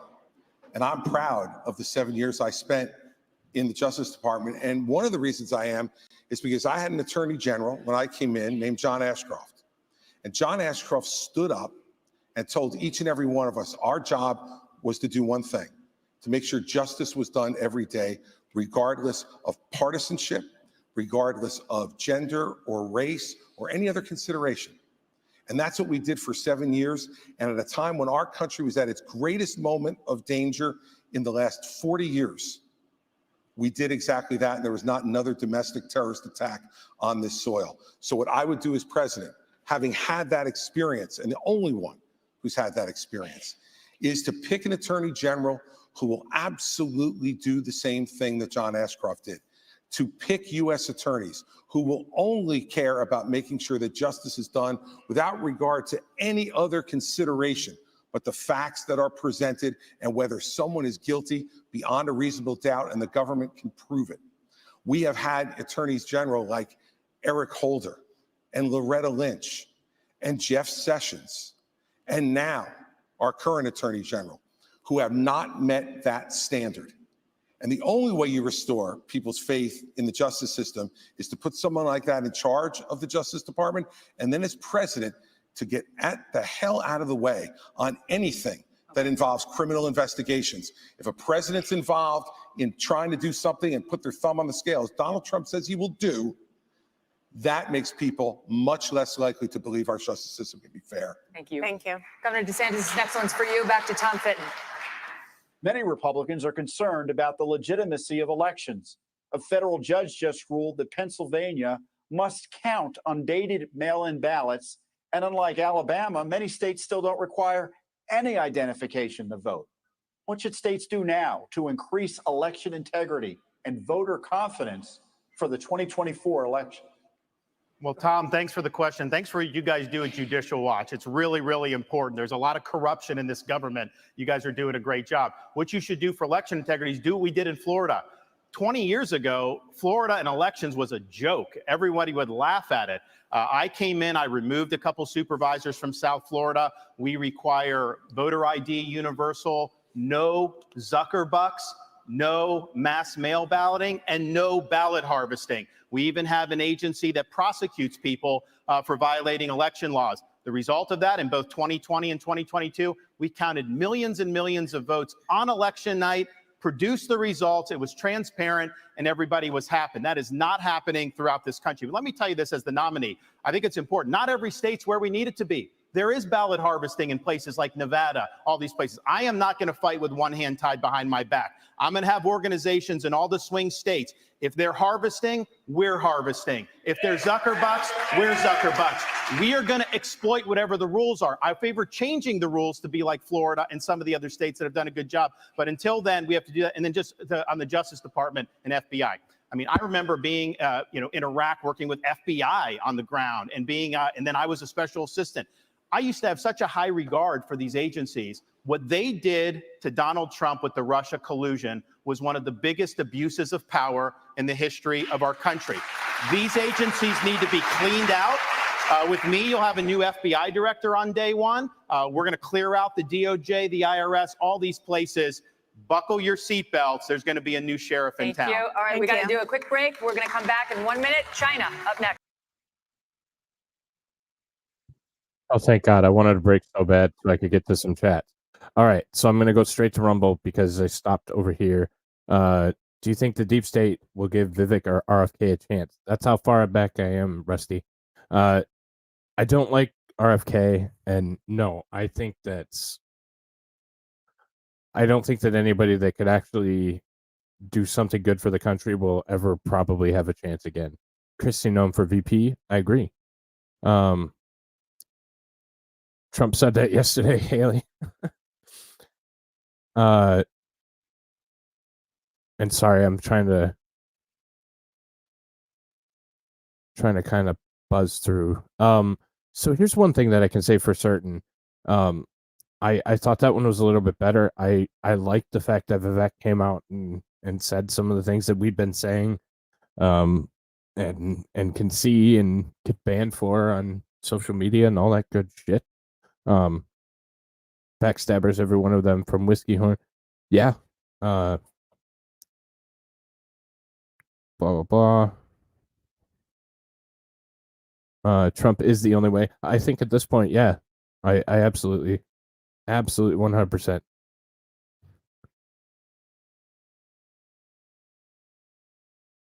It's amazing how much Trump accomplished, considering he had to fight the swamp and the media all alone. So that's one of those things. Everybody has this talking point of, Trump didn't drain the swamp. Well, you have to figure that the swamp is so deeply embedded in every single office, every single spot, everywhere. And to drain the swamp like they want to it's not even feasible. It's not even remotely feasible. What an effing circus from Jacob Castro. What's up, Jacob Castro? Everyone in power in Congress is 80. Yeah, I know. I streamed the Senate hearing from Christopher Wray earlier, and yeah, somebody said they hoped that EMS was on standby because they might need it. CNN's Fredo is voting Trump. January 6th was an inside job. No, that's true. Truth matters. Yep.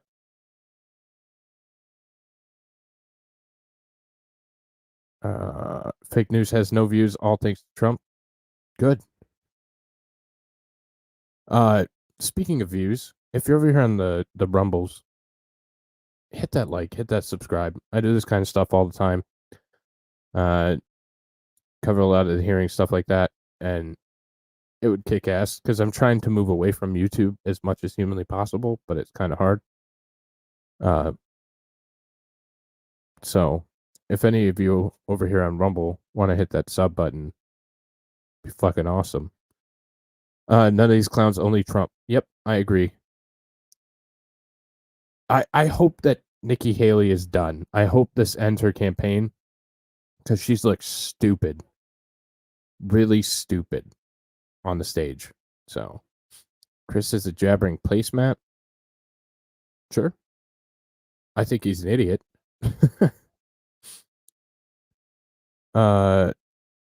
Trump would win that debate bigly. Please debate each other. The only job Christie has ever done is the one in the first stall of the court bathroom. Nikki Haley does need to withdraw. Ghost. Absolutely. So yeah, if you're ever on Rumble, hit that like, hit that sub. If you're ever on YouTube and new to the channel, hit that like, hit that sub. So I love it here. It's comfortable.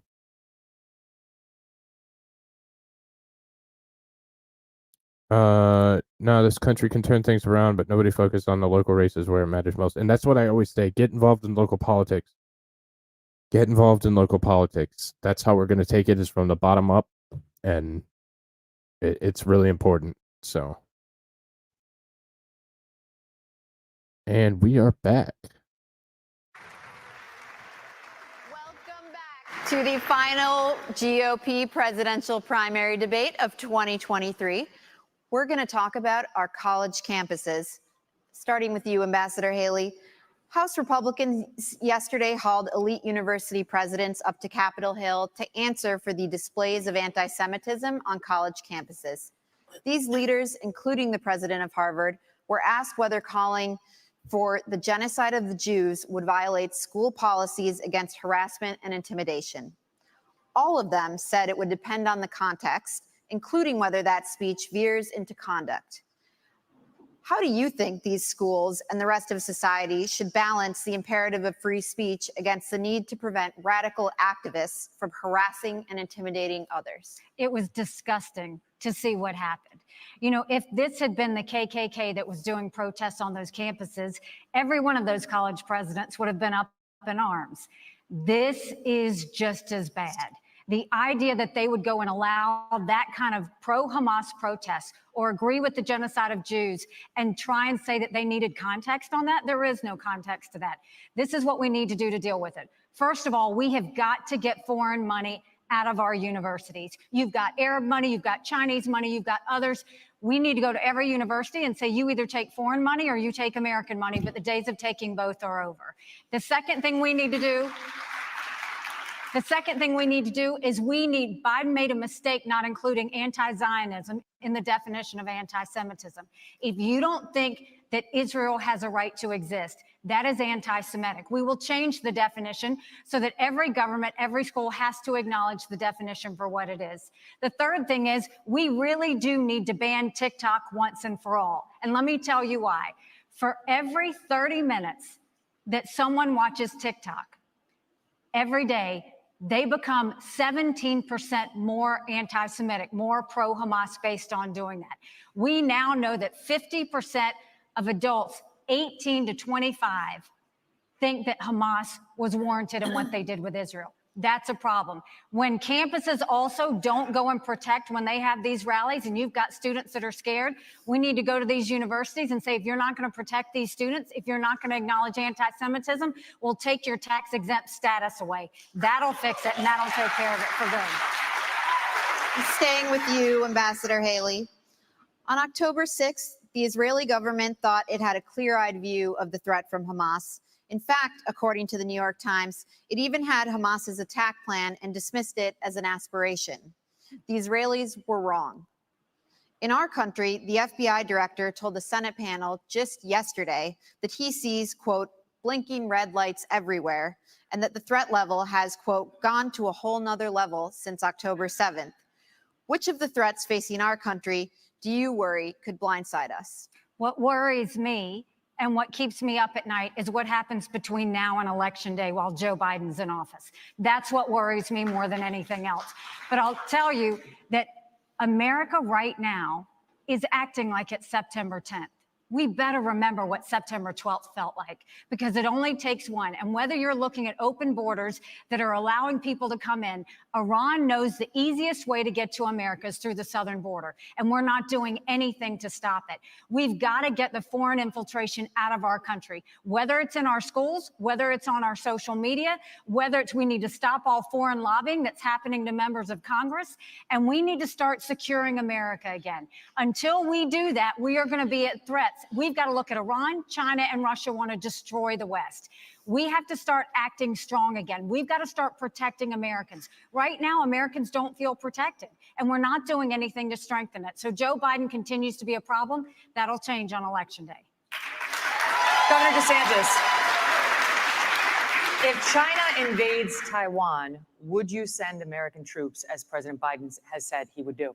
We will be able to deter that from happening. I think that's the important thing. We need a strategy of denial so that we're deterring Xi's ambitions. What if it doesn't work? It's going to work.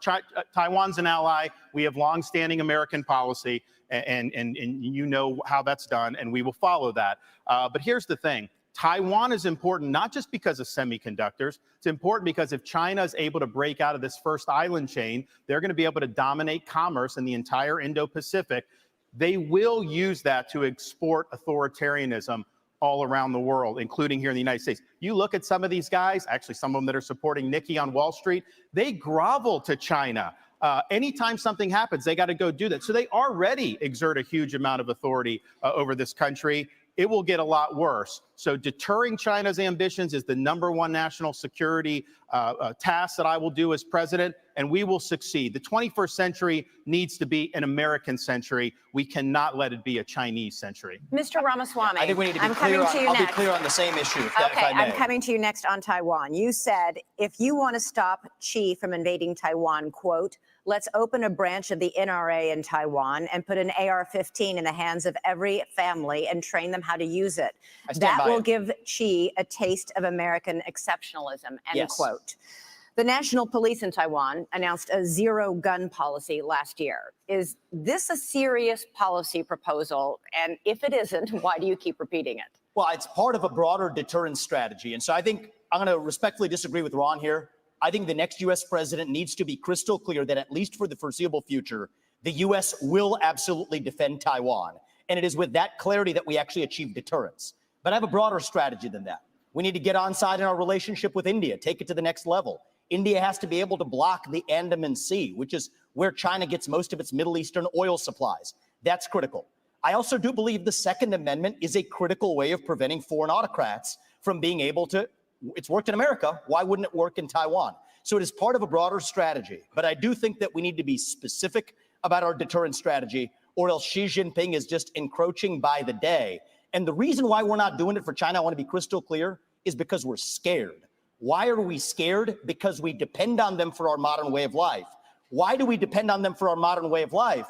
It's because Nikki Haley's latest friends like Larry Fink have created commingled economies with BlackRock telling Exxon and Chevron they can't drill here, while being a shareholder of PetroChina, not applying those same constraints in China. So it is our economic dependence on China that makes us scared. If that were a Russian spy balloon, we'd have shot it down in an instant. If that were a Russian spy base in Cuba, we'd be actually going hard on them instead of turning the other way as we are with China. So it comes back down to that economic dependence. We cannot depend on them for our pharmaceuticals, our semiconductors, and people have been lied to for a long time. Our own military, the F-35 jets that we make in this country, depend on China, and it's going to take an outsider to fix that broken establishment. Thank you, Mr. Ramaswamy. Ambassador Haley, would you like to respond? I mean, when it comes to China and Taiwan, the one way that we keep China from going into Taiwan is, one, make sure that we win in Ukraine, that we protect our friends, but also let China know that there'll be hell to pay if they go into Taiwan. They need to know that there is going to be a force that's going to go against them. And they need to know it's not just going to be the United States. That is why we need to build our partnerships with India, with South Korea, with Japan, with the Philippines, with Australia. We need to start pulling that alliance together. And the first way we do that is we need to make sure that on day one, we look at the fact, if China pulled the rug out from under us tomorrow, would we be ready? Think about what happened during COVID. Everybody told you to wear a mask. They were made in China. Everybody told you to take a COVID test. They were made in China. Everybody went and, I mean, everything that happened, if you go to the drugstore, all those medicines are made in China. We have to make sure that we are not relying on China for anything related to our national security, which means let's start focusing on doing deals with our friends now. Thank you, Ambassador. Governor Christie, I'd like you to weigh in on that. And do you think arming every family in Taiwan with an AR-15 is a plausible policy? You know, I don't think we have constitutional authority over Taiwan to give them a Second Amendment. I think they can only do that for themselves. But look, I want to be really clear. Once again, I want to play the role of actually answering your question, which is if China went after Taiwan, you're absolutely right. I would, as president, have us go militarily and defend them. Secondly, I'm not afraid, based upon those economic relationships, to do that, because these economic relationships mean nothing, nothing, if what's going to happen is that China is going to come and act in that region of the world however they see fit. It's not right. And I'll say this about what I heard from Nikki earlier. She said that Donald Trump was good on trade. He wasn't. And the proof that he wasn't good on trade with China is that all he did was impose tariffs, which raised the prices for every American. You want to know what has contributed to inflation in this country? Yes, it's more government spending. Yes, it's the fact that we're printing too much money. Absolutely. But it is also the increase in prices that were driven by Donald Trump's tariffs. And one last thing. You can't say he was good on trade because he didn't trade. He didn't change one Chinese policy in the process. He failed on it. Thank you, Governor Christie. Governor DeSantis, switching subjects here. For 15 years, Republicans have been burned by politicians' promises to repeal Obamacare. Trump repeatedly promised to replace it with, quote, something terrific, but failed to propose anything. You're now promising something better, but Florida has more uninsured people than almost any other state. Why should Americans trust you more than any other Republicans who've disappointed them on this issue? Well, I think we have millions of Americans who do not have access to affordable health care. And it's not just getting some type of card and Medicaid, because a lot of times they don't even get access to doctors. You actually get access to care. The other thing is we have millions and millions of people who don't have access to good doctors and good hospitals. Florida did not expand Obamacare. I think the states that did that, I think are struggling financially. So that, yes, we declined to do that. And I don't think that that was the right policy to do. But we are going to go after the cost. You're paying too much for everything. We've actually addressed this in Florida in some ways, but you need price transparency. You need to hold the pharmaceuticals accountable. You need to hold big insurance and big government accountable. And we're going to get that done. I think it's very, very important economically. I think it's very, very important for the country that we get that done. Go ahead. Yeah, so I actually wanted to, this is a very personal issue to our family. I wanted to take actually a minute to recognize my wife who's here today.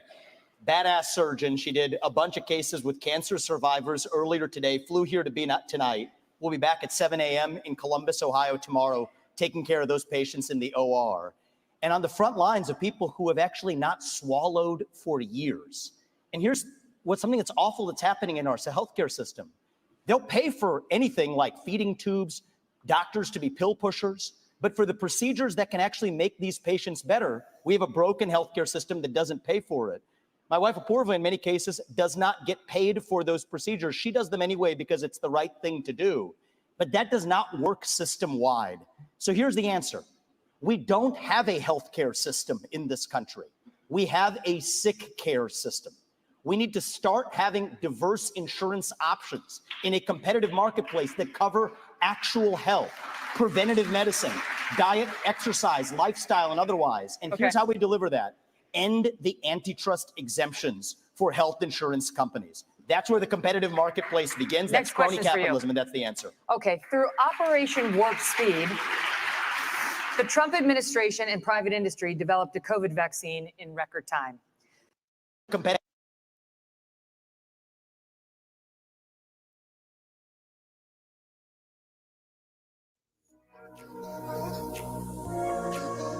Apparently they have a feed issue, so we'll just stay right here.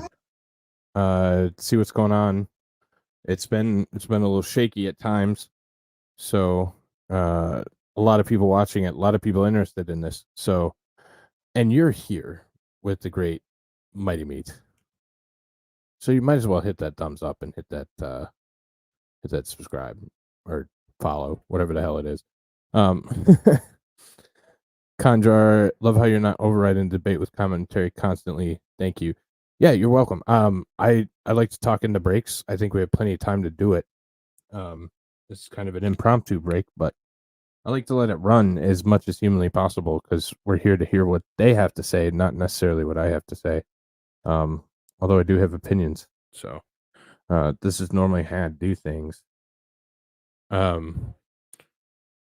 So keep made in America. Yeah, we need to start making things in the USA for sure. See that from a couple of you, Shelley Krutz and Galvestinis. Yeah, it's not even that we're just not making things in America anymore. It's that we're intentionally stifling making things in America anymore. A business owner, it's incredibly difficult. And again, this seems to be an issue with the stream itself. So I'm watching multiple feeds to see if anything's coming back up, but this is from the GOP. So if they don't have it, I don't think anybody's going to have it, but we'll sit here and we'll wait for it. We'll keep an eye. Patriotic Mom 121. She needs to shut up about the social media. Yeah. It should be your right to say what you want on social media. And I don't use my name, so my name is not actually Mighty Meat, although it should be probably. Chili Crutz, you can't drain that deep of a swamp in a good 4 years, let alone 4 years worth of resistance. Yeah, and that's what I was saying earlier, is it's so embedded, like it's in everything. You can't just go in and fire people left and right. You'd fire 90% of the government and then something would fall. Like you have to do it deliberately. The one criticism I do have of Donald Trump is that he allowed way too many people close to him that were untrustworthy. However, Washington is a very untrustworthy place. So to find people that are going to be and let's be honest here, they have an entire situation where they lied to everybody that they know. They lied everywhere. So to weed out the untrustworthy ones it's definitely a difficult situation. So apparently watching the Biden trip counter now. So hopefully they have it back up pretty quick here. Again, this is from the GOP itself. I'm checking several other sources and they are not showing the debate currently. Obviously some kind of technical issues. If anybody has a link where they are, feel free to toss it over to me, but it does not seem that it's up anywhere, so it's a feed issue on their end. So and she thinks everyone is jealous of her corrupt donors. Well, to be fair, I would be and that's from Kimberly over on Rumble. To be fair, I would be jealous of her corrupt donors, but I wouldn't sell out to them. So, I mean, they're welcome to give me their money, but I'm not going to capitulate to their destruction of this great nation. So, we probably wouldn't get along very long. Vivek is too much like Trump, which worries me if it's the real Vivek. Yeah, and that's one of the things. Is Vivek playing a game? Is he playing a persona? Is this real? It'll be interesting, and I think that the only thing that determines that is time. You have to let time pass by, and if you can get time and he remains being the same person, then that's a different story. But I think that's our only thing that we can do right now is let time pass, and maybe next election cycle, if Vivek is still the same kind of fiery based dude that's saying shit out loud, then maybe that is him. I don't know.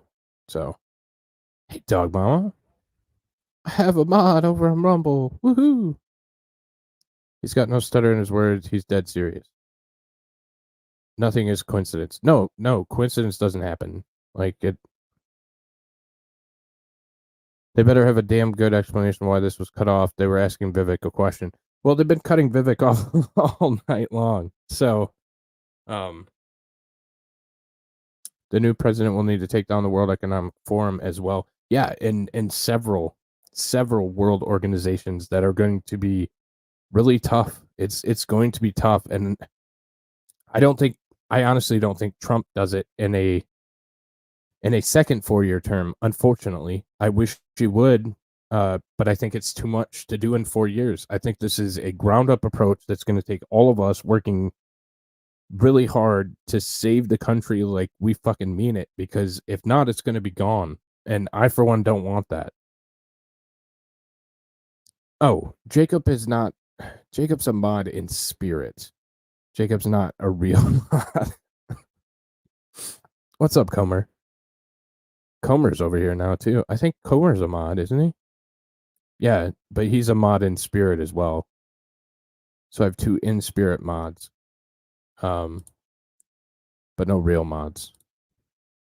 And I say that with the utmost respect. Again, if you're just joining us, or wondering what the hell's going on, we're in a break. The feed was cut unexpectedly. It froze up and then it was cut. So we're just waiting for him to get it back up. It looks like it's on their side. I'm checking multiple different sources, and nobody has a feed of the debate currently. So hopefully they get that ironed out, and we get back live pretty quick here. We keep getting this "we'll be right back" message, so hopefully it's pretty quick. But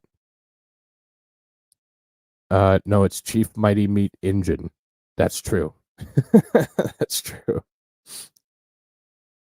Christie might have eaten Vivek.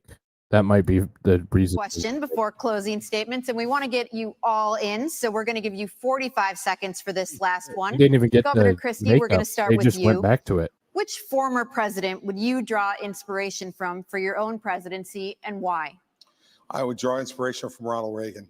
Damn. In the last year, I've spent a lot of time writing a book about President Reagan that's going to be called "What Would Reagan Do?" That book's going to come out early in 2024. And what I learned more than anything else was that Ronald Reagan was a slave to the truth. There's rumble. Ronald Reagan stood up for the truth, whether it was popular or unpopular at the moment. In 1964, he stood up against the John Birch Society when it was very unpopular to the party to do it, but he would not put up with our party standing for lies and deceit, even if it gave him political progress. That's the kind of president that I will be, and I would draw that inspiration from the 40th president of the United States, Ronald Reagan. Ambassador Haley? Well, I have to say, too, I think George Washington, when you look at the responsibilities he had of how do you go and take on this great American experiment and make sure that the people are protected. And they always knew that government was intended to secure the rights and freedoms of the people. It was never meant to be all things to all people. And then you look at Abraham Lincoln, and you look at the challenges, and you look at the division that happened in our country, and the ability to lead in spite of the loud noises and say, what will bring out the best in people to get us to go forward is always something that's important. And I think we need that now more than ever.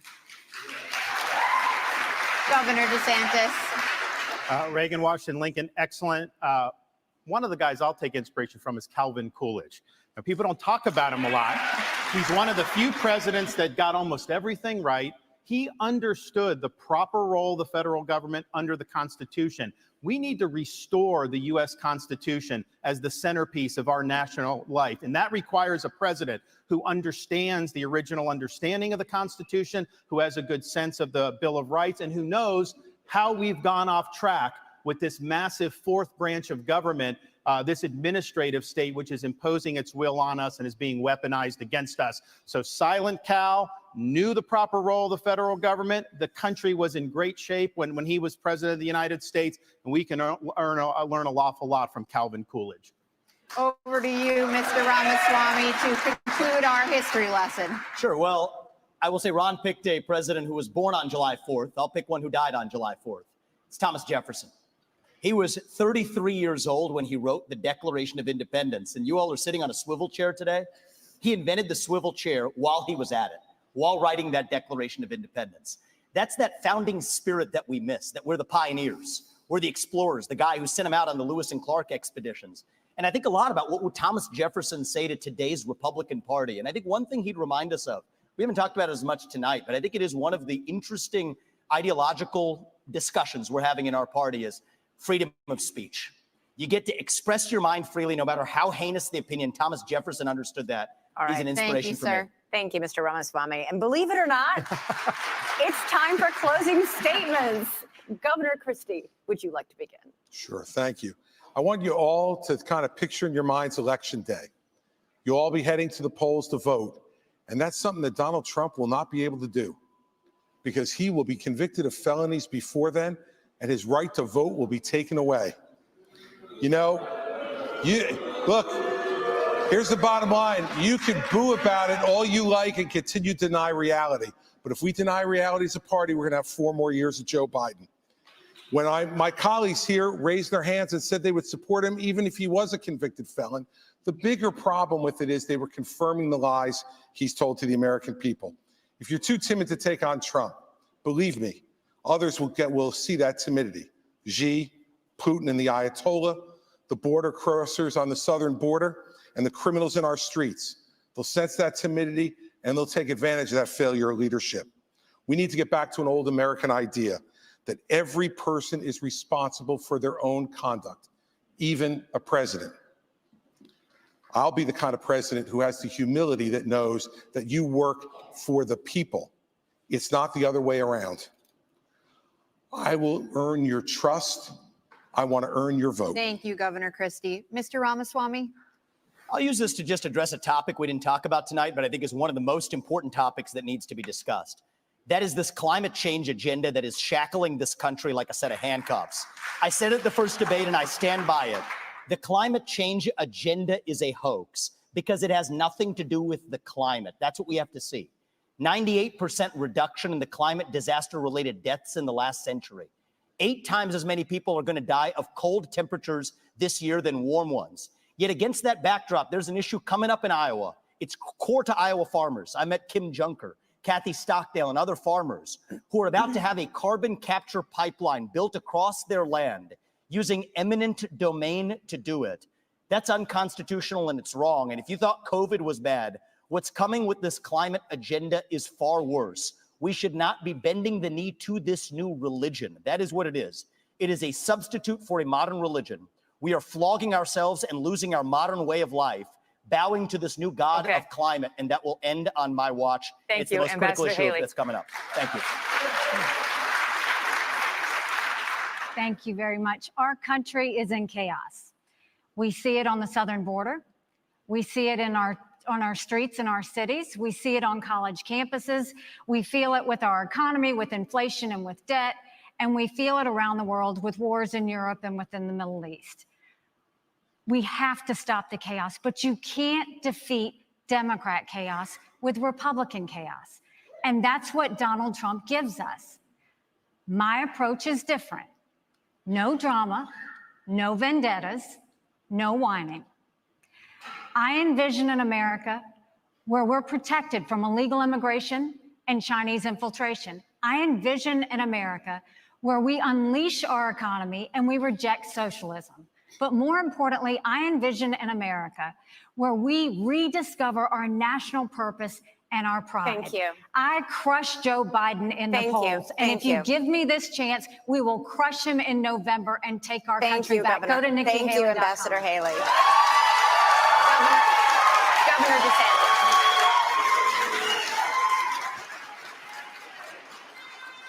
We are in jeopardy of being the first generation of Americans to leave to our kids and grandkids an America less prosperous and less free than the one we inherited. I refuse to sit idly by and let that happen.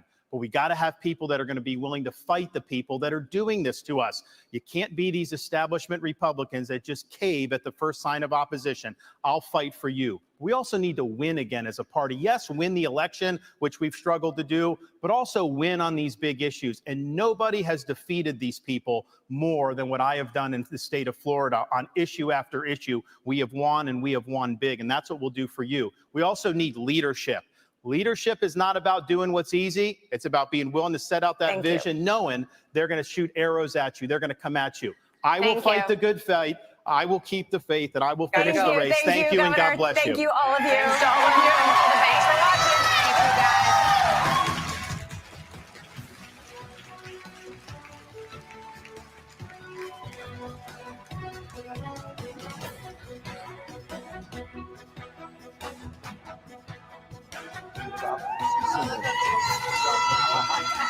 Watch the end of that. Oh, there we go.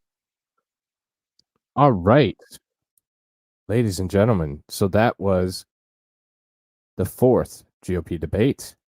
We didn't learn much about the candidates today. We learned a lot about Nikki Haley continuing to be a warmonger. Just wanted to get to a couple chats real quick before everybody takes off. I hope no one says JFK. I hope Vivek says Trump. Yeah, that would have been too much, though, probably. Vivek went too hard in the paint and blew it up. I don't know. I think he just went just hard enough. But Sally Winder, fuck YouTube. I agree. Fucking hate YouTube, but unfortunately, it's one of those necessary evils. T.J. Rex, the next book, What Won't Christie Eat?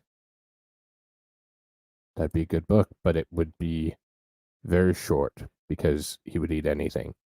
They cut him off again. Yeah, I'm interested to see what Ramaswamy was saying during that time where they cut him off, and yeah, because there had to be something good there, and the feed is delayed, so they were intentionally, in my opinion, maybe doing some shady business there. I don't know, didn't see it, but I will look for it and post it if I can find it. Am I the only one who hates Haley? I can't believe she's doing well in the polls. She's not really doing well in the polls. We started at the beginning with the polls, and she's not doing that great. The one thing you have to remember is she has enormous amount of money behind her, and some of the electorate is going to fall victim to the repeated commercials and things of that nature. They aren't going to look into it further like it needs to be. So I can understand that point. But no, nobody here that I know of likes Nikki Haley, even remotely. We can end our poll too over on the ScrewTube. If not Donald Trump, who would you vote for on the stage for president? Vivek Ramaswamy won with 63% of the vote on the ScrewTube. DeSantis had 26%, and Nikki Haley and Christie tied with 5% of the vote. But I think that was a troll. Both of those were probably trolls. Knowing my typical crowd, those were probably trolls. So yeah. What did Megyn Kelly say a year ago that really pissed everyone off? I don't remember. Nikki is just almost reciting her last commercial. Yep. Puppet Masters cut off Ramaswamy. I think so too. But I want to thank everyone for joining tonight and watching the stream with me. Again, if you're on Rumble, hit that follow button, hit that thumbs up. It really does help a ton. So I can get out to more people and move quicker away from ScrewTube. So, but let's catch some stuff from YouTube real quick. I think Christie is trying to fundraise for himself. Yeah, for his lunch budget. Lame as expected. Yeah, there wasn't a lot. There wasn't a lot of groundbreaking information there. Trump still won without doing any debate. I agree. Oh, good for you. I'm not ignoring you on YouTube. It's right there. Yeah, plus there's a lot of people over there, and I was trying to get to them too. Where'd she get the money? APAC. Yep. Yeah, Biden voted for Christie, so and so that's what I have coming up next at 11:45 p.m. Eastern. So about an hour and 45 minutes. I will be covering the SpaceX launch from SLC 40 at Kennedy Space Station. So if you're into rockets, come join us. We'd love to have you. But with that being said, I'm going to get off here for the night until the launch. I thank everybody for viewing. Please, on your way out, hit that follow, hit that thumbs up or subscribe or whatever other buttons there are. And until next time, take care, everybody. Have a good night.